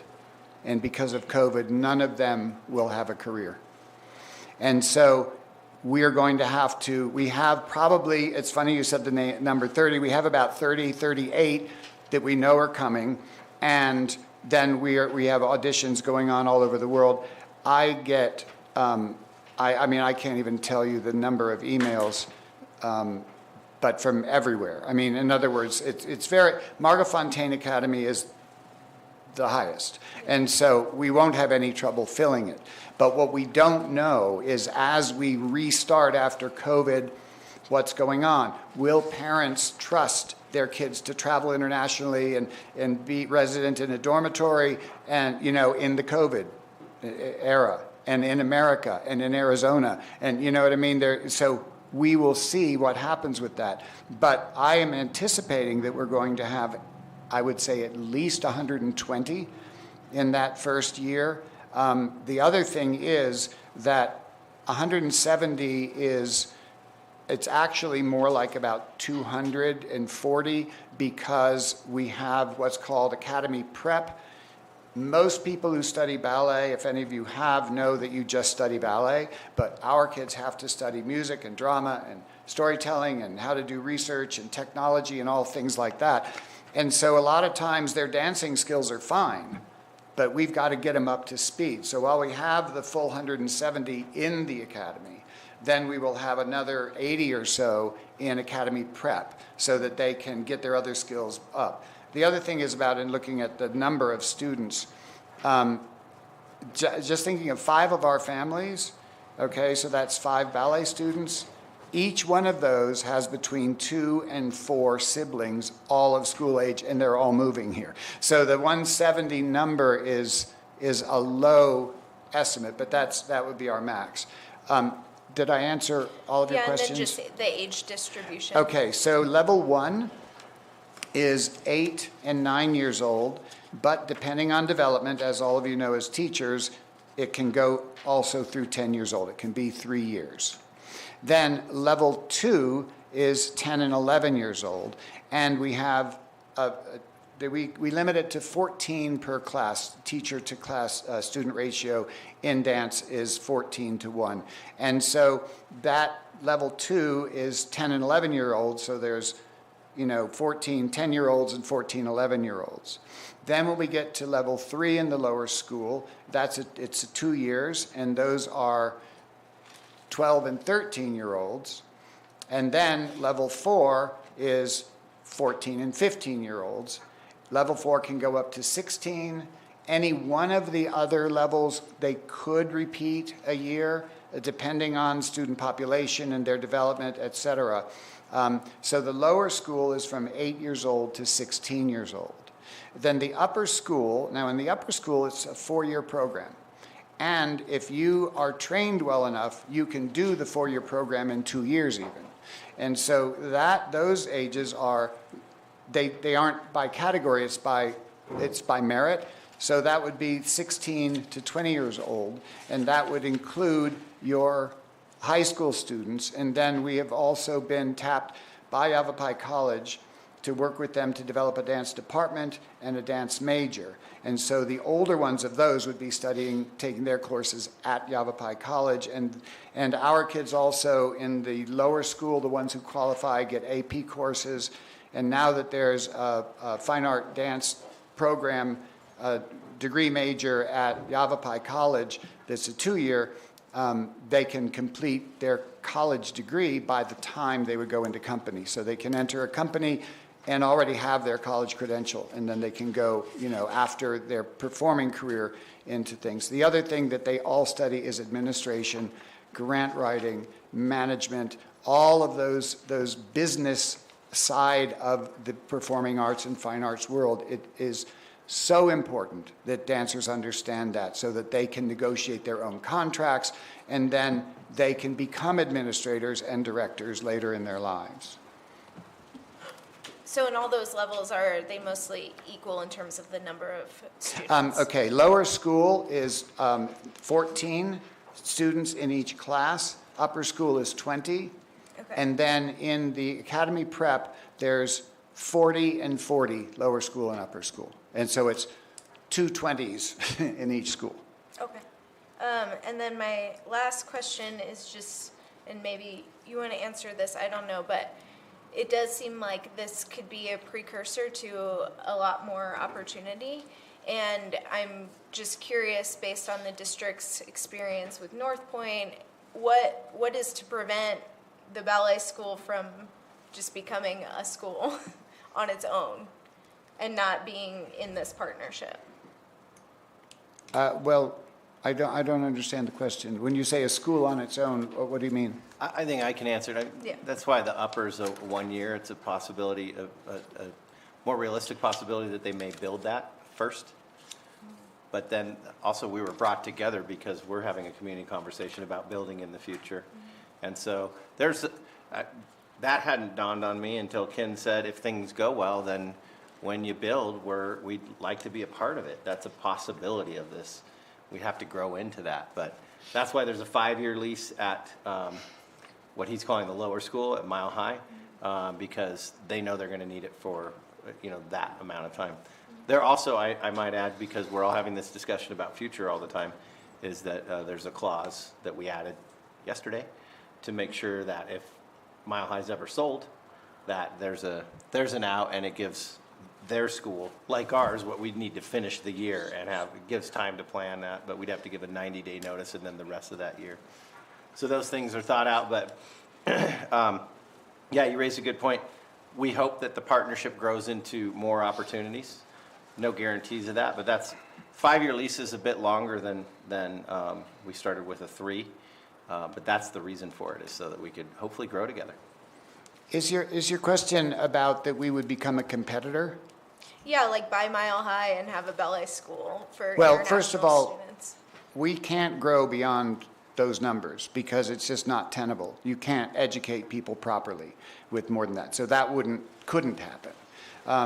And the other thing is that if there is a possibility, if Joe, can I talk about the other stuff we were talking about? Is that all right with you possibly building a new high school and all that, or is that not good? This board asked us to talk about that, but Okay. and that's what brought us together, Okay. is that we Because all if- have property out north. Yeah. We've just been given 10 acres up north to build a performing arts center, and we're looking at it as a fine art and performing arts village. And so it will encompass about 10 or 12 local groups, including Arizona Philharmonic. We've partnered with them, including Arlene's choral groups, with female choral groups. I don't know the names of all these, but anyway, they all need space. They all need a really state-of-the-art performing arts center. As PUSD looks at the possibility and floats the bond issue to build a new high school in the future, should that happen, what we would be happy to bring to the table would be the Prescott High School goes to the new school, the middle school goes to the high school. The middle school then could become a PUSD school for the performing arts, like a Juilliard for middle school and high school age students, which this country does not have. They did in the past, the Duke Ellington School in Washington, all of those, many of those in COVID have closed, and they've sort of, there's a huge nationwide void now in education for people who are very gifted in performing arts. That would be part of your school district. We would make it for you and all of that, but that's not what we do. You know, in other words, it'd be great to have that, and we can, you know, we would have time, of course, to figure all of that out, because it's a number of years and all that. But I'm, you know, what I've seen, we've been around, we opened our first program in 1984, and what I have seen is what you've got here in your school district, even though I understand that Arizona is very low funding and all that, the way that you approach it, or at least Andy and Joe, is extraordinary. It really is extraordinary, and it's exemplary for the rest of the country because of the way that you have structured things and the way that you think of the student and the student experience and the student's future. You don't find that hardly anywhere. And that, it's a tragedy, but it just made my eyes open when I got here and I started hearing about this PUSD. It was like, wow, this is kind of the way it's supposed to be, and isn't many places. Now, if I've just said anything that really made somebody angry, or if I said something unpolitic, I'm sorry. I'm not political at all. It's just like I'm not about sports. It's like anything that's a competition, I'm out. Just, if you want to win, that's fine. I'll follow up with just a reminder to the board that that's what those architects were here talking to us about. We're going to engage a committee in a year-long study next year to take a look at what could happen with Mile High in the future. What could happen even with the service center where the buses are? What could happen with a new school? And this would definitely be a piece of that discussion. And those folks will help us design conversations with the community to say, what do y'all think? And we'll bring that back to the board and say, here's what the community thinks.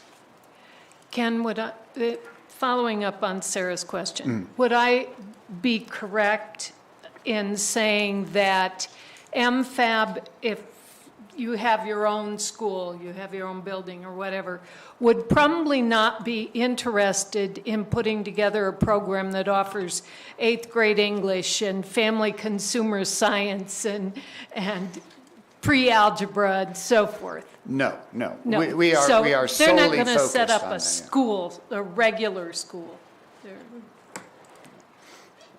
I have a couple. Yeah. He's like, yes, I know she does.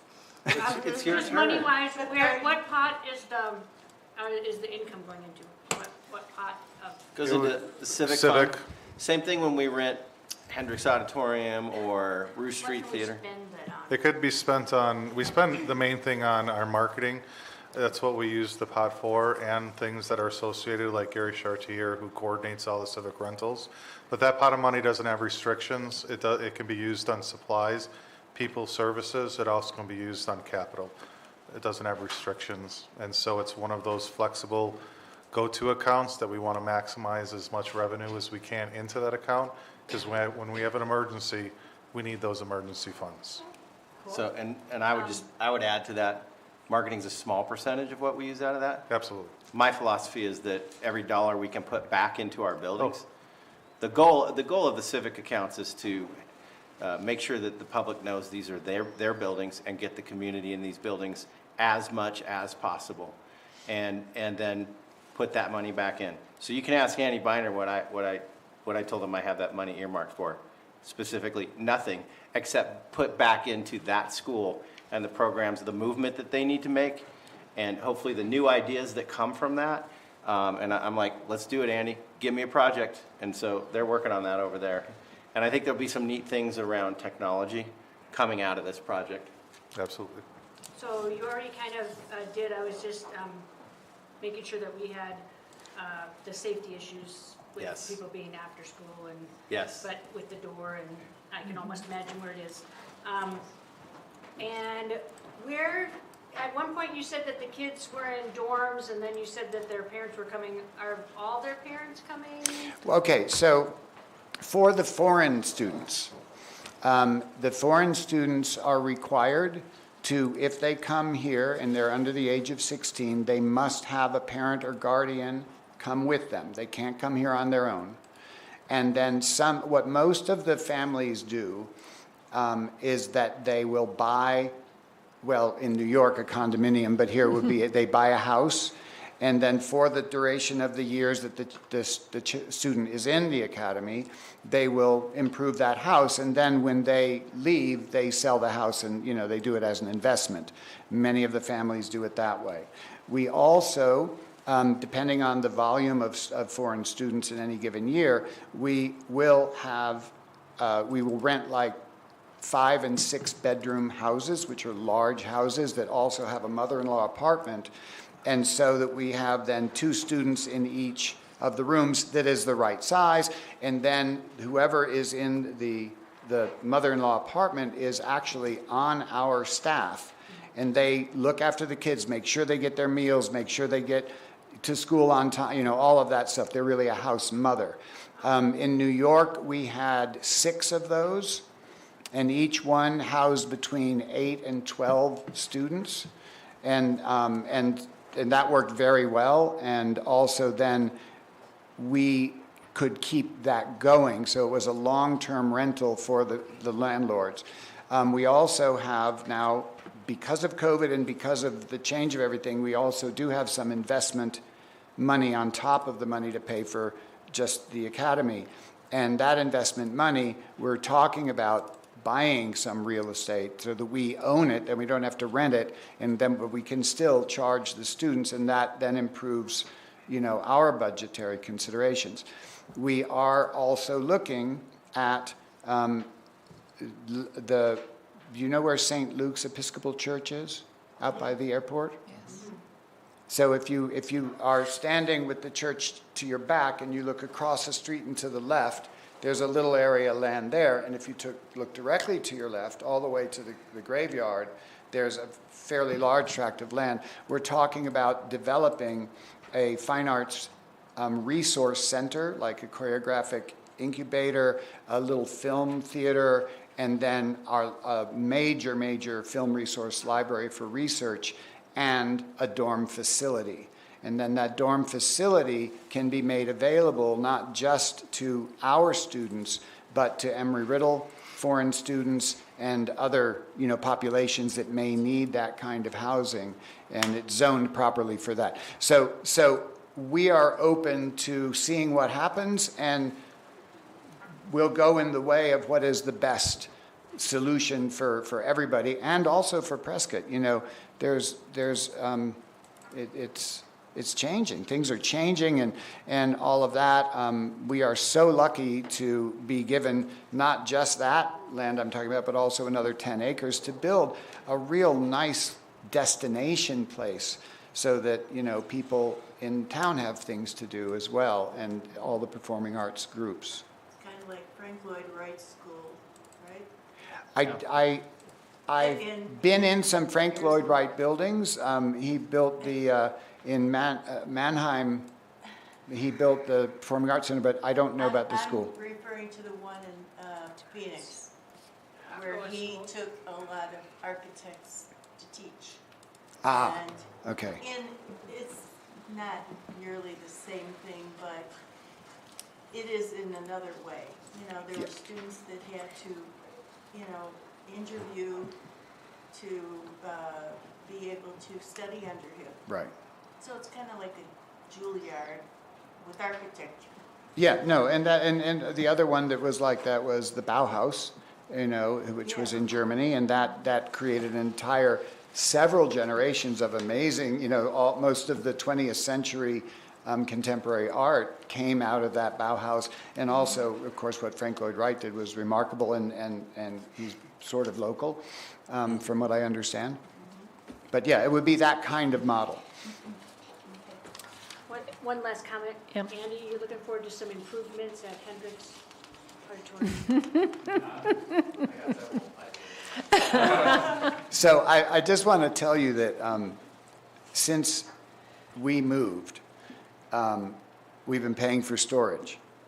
In storage, we have about $2.6 million worth of technology, including theater lights, lighting boards, mixing board. I mean, you know, we have a lot of stuff like that. And then the other thing that happens with us because of our reputation is a lot of the theaters across the country and even in Europe, as well as in Oceania, when they go to LED and completely computerized systems, they call us and they say, hey, we'll pay to get rid of this stuff and bring it to you. Do you want it? So a lot of times, so we can probably turn Hendrix into something that it should be. Plus our students, when they study stagecraft, we start them on analog. We start them with their hands and ropes and things like that.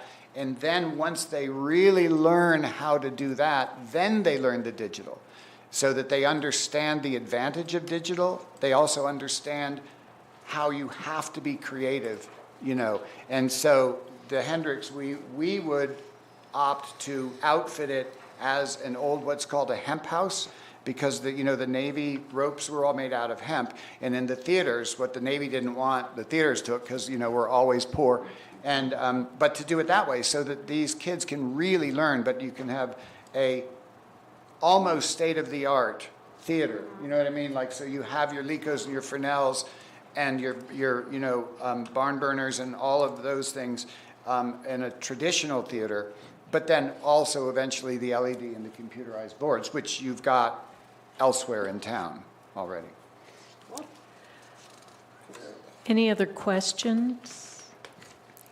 I just want to tell you, Ken, that I think this is just incredibly exciting for not only for the school system, but I see this as a real community benefit, not just for the schools.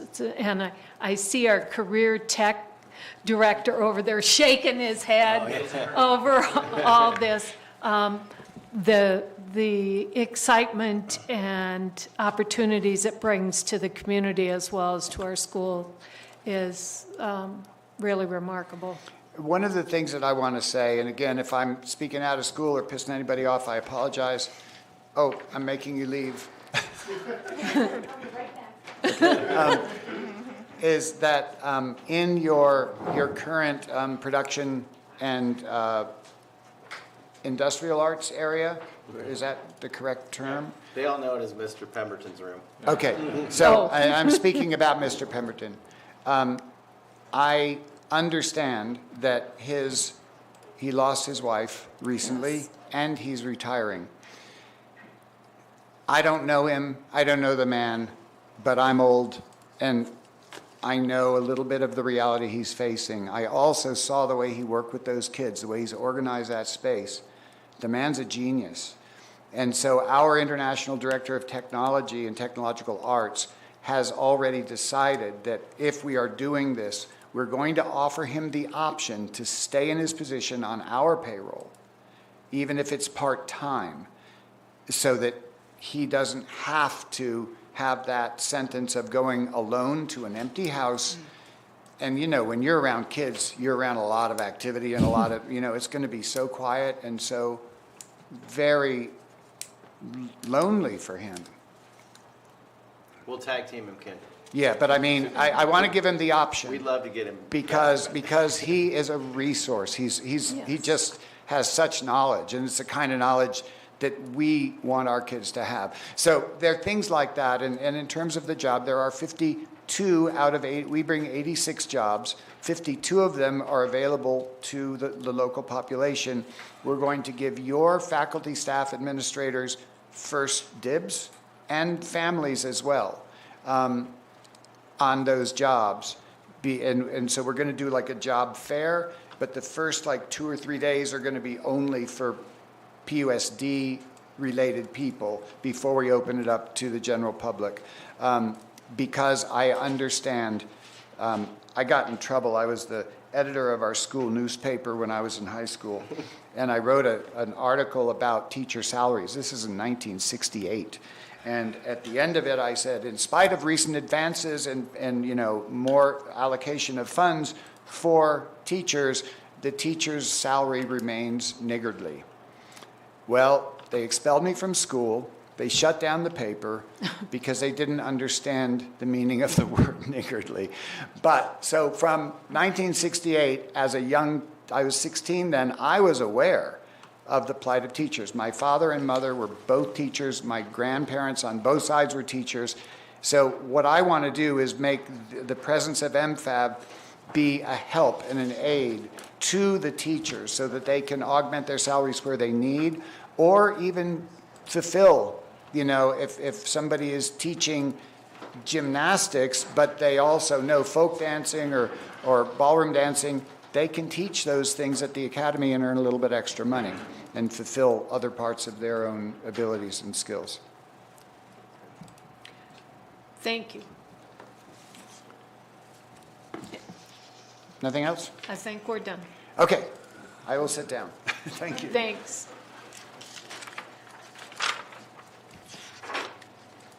Is there a motion? I motion consider approving the lease agreements with Margot Fontaine Academy of Ballet at the Mile High Middle School and the Washington School Gym / Family Resource Center by consolidating unused space as presented. It's been moved and seconded that we approve the lease agreements with the Margot Fontaine Academy of Ballet at Mile High Middle School and the Washington School Gym / Family Resource Center by consolidating unused space as presented. All those in favor say aye. Aye. Aye. Opposed? Motion passes. Thank you, gentlemen. We'll be in touch. Yep. All right. Thank you.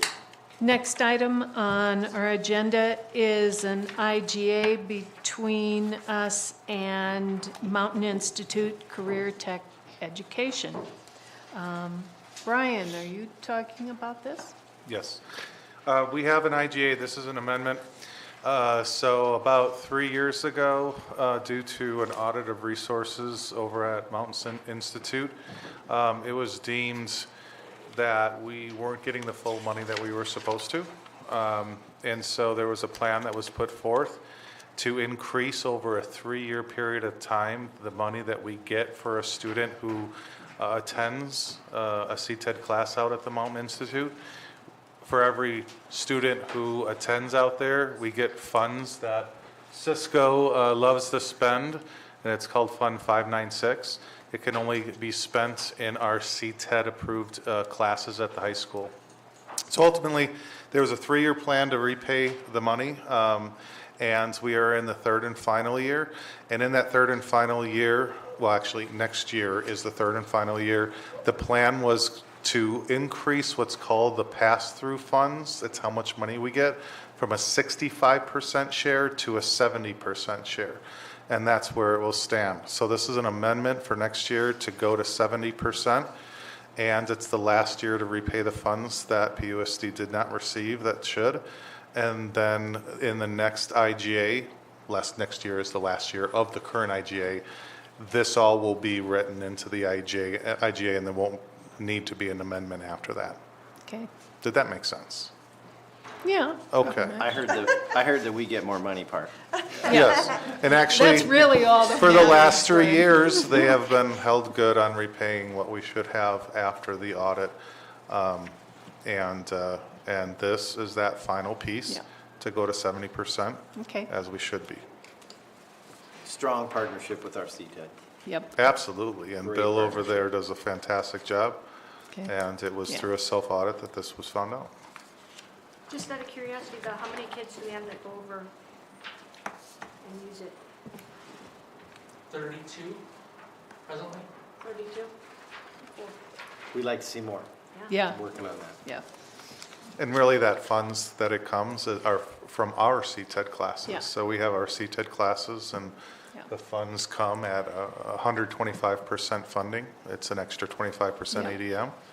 And we get that now 70% next year of that extra 25% funding for our CTED classes. Great. Questions? Motion to approve the First Amendment to the intergovernmental agreement by and between Mountain Institute Career Technical Education District Number 2 and Prescott Unified School District as presented. Second. It's been moved and seconded that we approve the First Amendment to the intergovernmental agreement by and between Mountain Institute Career Technical Education District Number 2 and Prescott Unified School District as presented. All those in favor say aye. Aye. Opposed? Motion passes. Mr. Ortiz-Davis. Thank you. My name is Francisco Nicolas Ortiz-Davis, but you can all call me Cisco or Mr. Ortiz. I'm here tonight to bring some good news as well as ask for some permission. And the good news is that about a month ago, we took 6 students to the first FBLA, in-person FBLA state conference in a couple of years. And those 6 students did amazingly. They networked with other students across the state. They showed their prowess in business and marketing and their abilities to be able to demonstrate not only the technical skills that they learned in our business management courses, as well as the professional skills in presentations and impromptu role play events. 3 of those students earned the privilege to be able to attend the National Leadership Conference in Chicago, and that takes place June 24th through July 2nd. And it is 6 days, I believe, 6 nights actually. We'll stay at the Palmer House Hilton in Chicago, Illinois. The registration for each one of those students is about $400 per attendee, $1,200. Rooming charges are about a little over $3,000 for a total of $4,828. That's aside of the flight. We haven't really taken a look at flights yet because we wanted to make sure that we had approval. The funds, as Brian had mentioned, will come from the CTED funds to FBLA Arizona. All of those will be kind of passed through from FBLA Arizona to the hotel and for registration for the conference. The 3 students, 2 of them are seniors, 1 of them is a freshman, so it was really great that a freshman was able to qualify to be able to go to nationals. And so the 3 different areas that they earned spots were in client service, being able to provide good customer service to clients. Future business leader, so that is just a speaking. There's a resume that goes along with it, so there's a written and a presentation aspect to that event, as well as human resource management, which is something that they also learn in the business management courses there. So we want to be able to get those purchase requests through and get the accommodations set as quickly as possible because it's right around the corner. So. Any questions? It's really nice in Chicago, and so. I've never been, and I'll be serving as the advisor and chaperone for the trip. Mosquitoes, humidity, Hey, great. If there's a mosquito within a 1-mile radius, it will find me. I know. Yeah. I found this Does out. he have sweet blood? Right. Is there a motion? I'll move that we approve an out-of-state travel request for Prescott High School FBLA students to travel to the FBLA National Leadership Conference in Chicago, Illinois from June 24th to July 2nd as presented. Second. It's been moved and seconded that we approve an out-of-state travel request for Prescott High School FBLA students to travel to the FBLA National Leadership Conference in Chicago, Illinois from June 24 to July 2nd, 2022, as presented. All those in favor, say aye. Aye. Opposed? Motion passes. Thank you. Thank you. Have a great evening. Thank your kids. Congrats.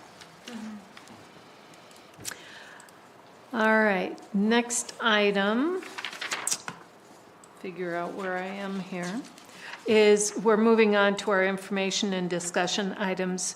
So Brian, I'll bet you have a school board summary budget report. I do, but I have an honorable representative as CFO that's going to present this budget item. Ooh. So if our I'm student impressed. representative could let, please present. As presented. Thank you, Lily. Absolutely beautiful job. We practiced for a week. All Took her right. 12 meetings. I wondered what you could be whispering about. Okay, next item. Brian has been working with a committee on a food service RFP. You want to tell us what we need to know about that? Yeah, just kind of tell you a little bit about the process. Every 5 years, all of our contracts need to go out for bid. Food service is interesting because it actually follows federal regulations and guidelines, and Arizona Department of Education actually has a nutrition department and actually has one person who is in charge of food service contracts. And so in February, we start communicating with ADE about the process to go out to bid when it's our 5th year. Actually, our 5th year was last year, but uncertainties, student enrollment, and COVID, we were able to be given a 6th year, and this is our 6th year. Unfortunately, due to some communication, we started the process a little late, but we did get all the forms to ADD. He blessed our RFP. We put it out on the street. We did all the legal stuff, and our committee, I think it was April 22nd, the proposals from companies were due, and we had 4 responding companies. I can say them because it was a public meeting. It was Southwest Food Excellence, our current food service contract, Sodexo, Chartwell, and a company called Haher. And so we are currently evaluating all 4 of those. It is a matrix provided by ADE, and then we come together and talk about how we scored. We did that last week, and we did decide that we want to do another aspect of the committee, and that is to invite all of them in for a presentation to the committee, and that will take place tomorrow. Okay. Given the presentations and collaboration afterwards, we will come up with our top winner or our proposed person or the company will ask you to vote on. It does need to come to the governing board for a vote to accept as our award nominee, and that will unfortunately need to be a special May meeting because the timing just didn't make it so that it could be in this meeting. It's a long process. We do wait on ADE sometimes, and we couldn't get it on this board meeting. So I'll just say our partnership with the feds and ADE didn't speed things up. So we weren't able to get it into this meeting. I was trying to be eloquent on very that. Nice. That adds a lot of bureaucracy to the situation. And even after we come to our conclusion on who our top choices, we actually have to pass everything to ADE again.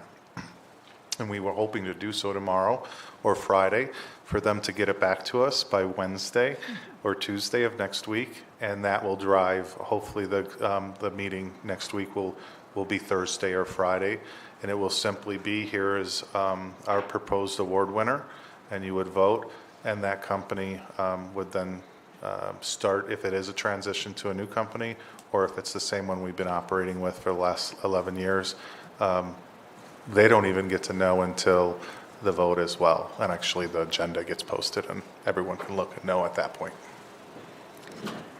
You will receive notice probably from Sarah about possible times for that meeting so we can make sure that we have a quorum. And it'll be just a really short little meeting, just like we did to approve that travel request. Yeah. I do apologize, So- we couldn't get it on this one. So, Typically, we find noon works best for different board members on those one-item meetings. So Sarah will be in touch with that. yeah, We really tried to get it on this meeting and it just didn't happen. we believe you. Thank you. I don't think you tried hard enough. Okay. Anything on ESSER COVID money? You know what, it's actually getting exciting because their allocations are divvied, and actually what they have on their tabs is really a capital plan of their needs. And they're starting to get quotes. Good. Lincoln, the high school, Taylor Hicks are getting quotes for new intercom systems. Granite Mountain has decided to use, they need in classroom furniture. It's just not a real great conducive environment with the furniture from the 1960s. And so we've got quote, we put a purchase order. We're doing a great job working with reps of companies and getting the best dollar we can. They give a quote. We then say, no, you can do better because this is public education. We need every dollar, and then they do. And so we're getting stuff rolling. The expansion great. of security camera at the high school, at Mile High, and at, I believe it's Lincoln. So. Are any of the schools looking at getting new AC units with some HEPA filters in there, or no? No. And we can talk because Yeah. the HEPA filters and things when it comes to, it's hard because the HEPA filters are denser. And so there's a lot of science in between. You need circulation of the air for cleaning purposes, but when you reintroduce new germs every 60 minutes because classes are passing, denser filter doesn't circulate that air but over a 2-hour period of time. And so we looked at all of that with our ESSER money, and we looked at the science behind prevention and filtering for COVID, and we're doing everything we can, and the electrical, and so. Our ACs are good. Our ACs, we have increased the capacity of exterior air to the maximum, and some of them are at 40%. Exterior air flowing in, which once again, when it's cold out, then the heater's going to come on, which is at the expense Decreases efficiency. It does. Right? Increases. So pressure. the answer is no, because we've looked at that for the last 2 years, and it hasn't been deemed effective at filtering for COVID and the cost analysis for the expenditures of electricity and things. Brian's become an expert on HEPA filters and, I know, and also it is plexiglass. just, and food service, RFPs, it's just I do doesn't think stop. it was a very wise move to ask the schools to designate what they felt they needed with that money. Thank you. All right. Marty, anything on COVID? I continue to update the dashboard every week. I don't know if anyone's looking at it. It's not very exciting right now because we have very low numbers. We don't have any. Very exciting. Okay, it is very, very exciting. I did jazz I hands. second that. Yeah. Thanks, Brian. We don't have any current positives right now. We get like 1 or 2 a week. Yeah.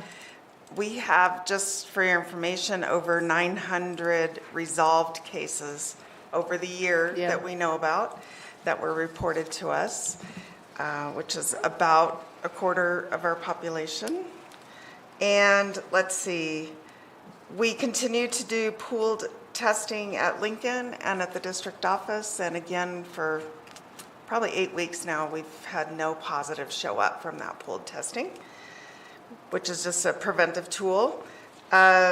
Keeping an eye on the variants, we know that the Omicron variant SA2 is popping up here and there. It's more contagious, but doesn't seem to be more causing more severe illness. There's not sure if the current vaccines are very effective against it. There's 2 new Omicron variants in South Africa right now that is causing a 5th wave in South Africa. So kind of keeping an eye on that. I am a little bit worried about August. We'll monitor over the summer, but as folks leave and travel, and I am a little, depending on the numbers, we'll kind of watch August when we all come back together again. And let's see, the governor did sign legislation saying that schools could not mandate masks and could not mandate vaccines. So now that's also out there. That's all I have, unless you have any questions for me. Something, come on. All right. Thank you. We're to the community concerns. Anybody have anything to share with us?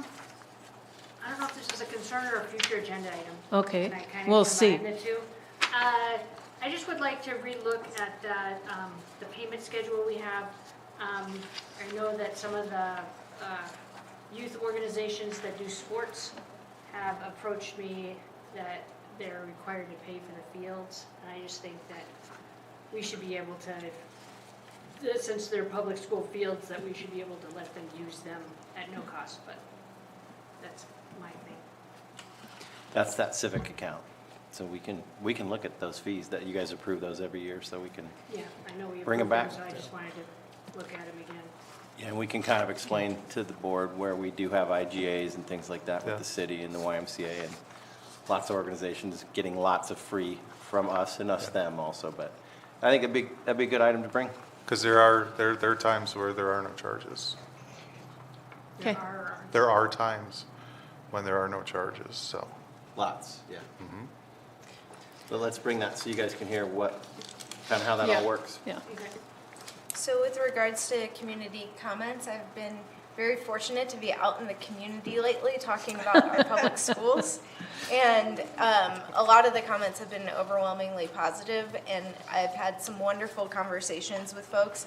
A couple I wanted to highlight, there was one family that was really grateful for the partnership with the Launchpad, and that was presented at our board meeting a few months ago, and it was great to hear that that's been a transformative partnership in that family's life.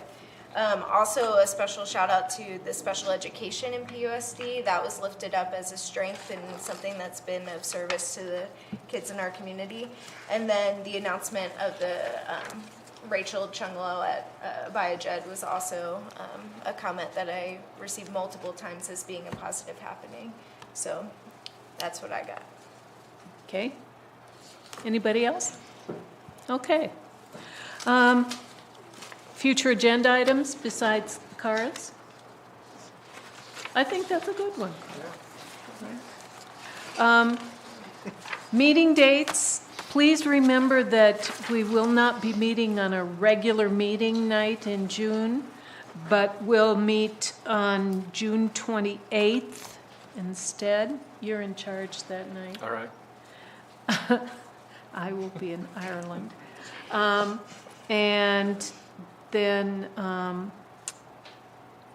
think just FYI, we're off a week in July also because of the 4th. So last day of school is May 26th. And the last thing on our agenda tonight is to do our annual evaluation with the superintendent. Maybe we should get up and stretch for 2 minutes, and then we'll come back and vote to go into executive session. Oh, you did such a fantastic job. I am so proud of you.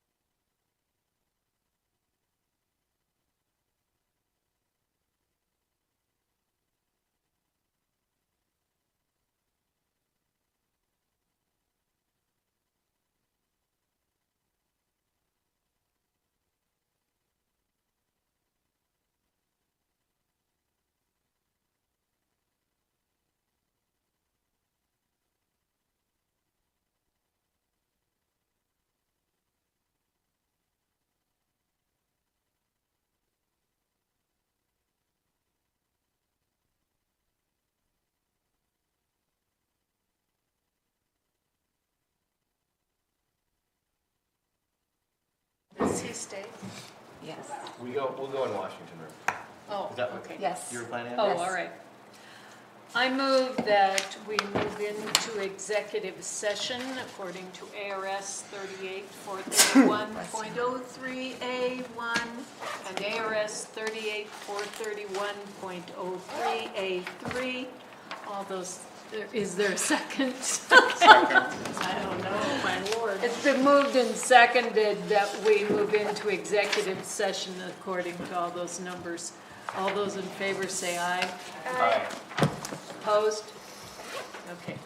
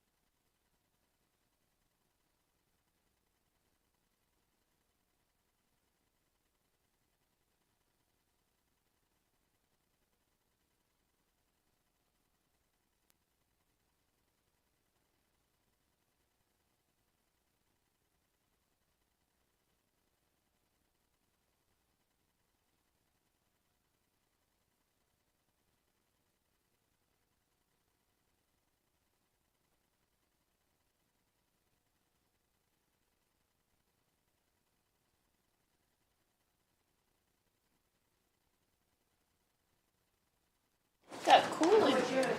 Yes. Is it a good one or no?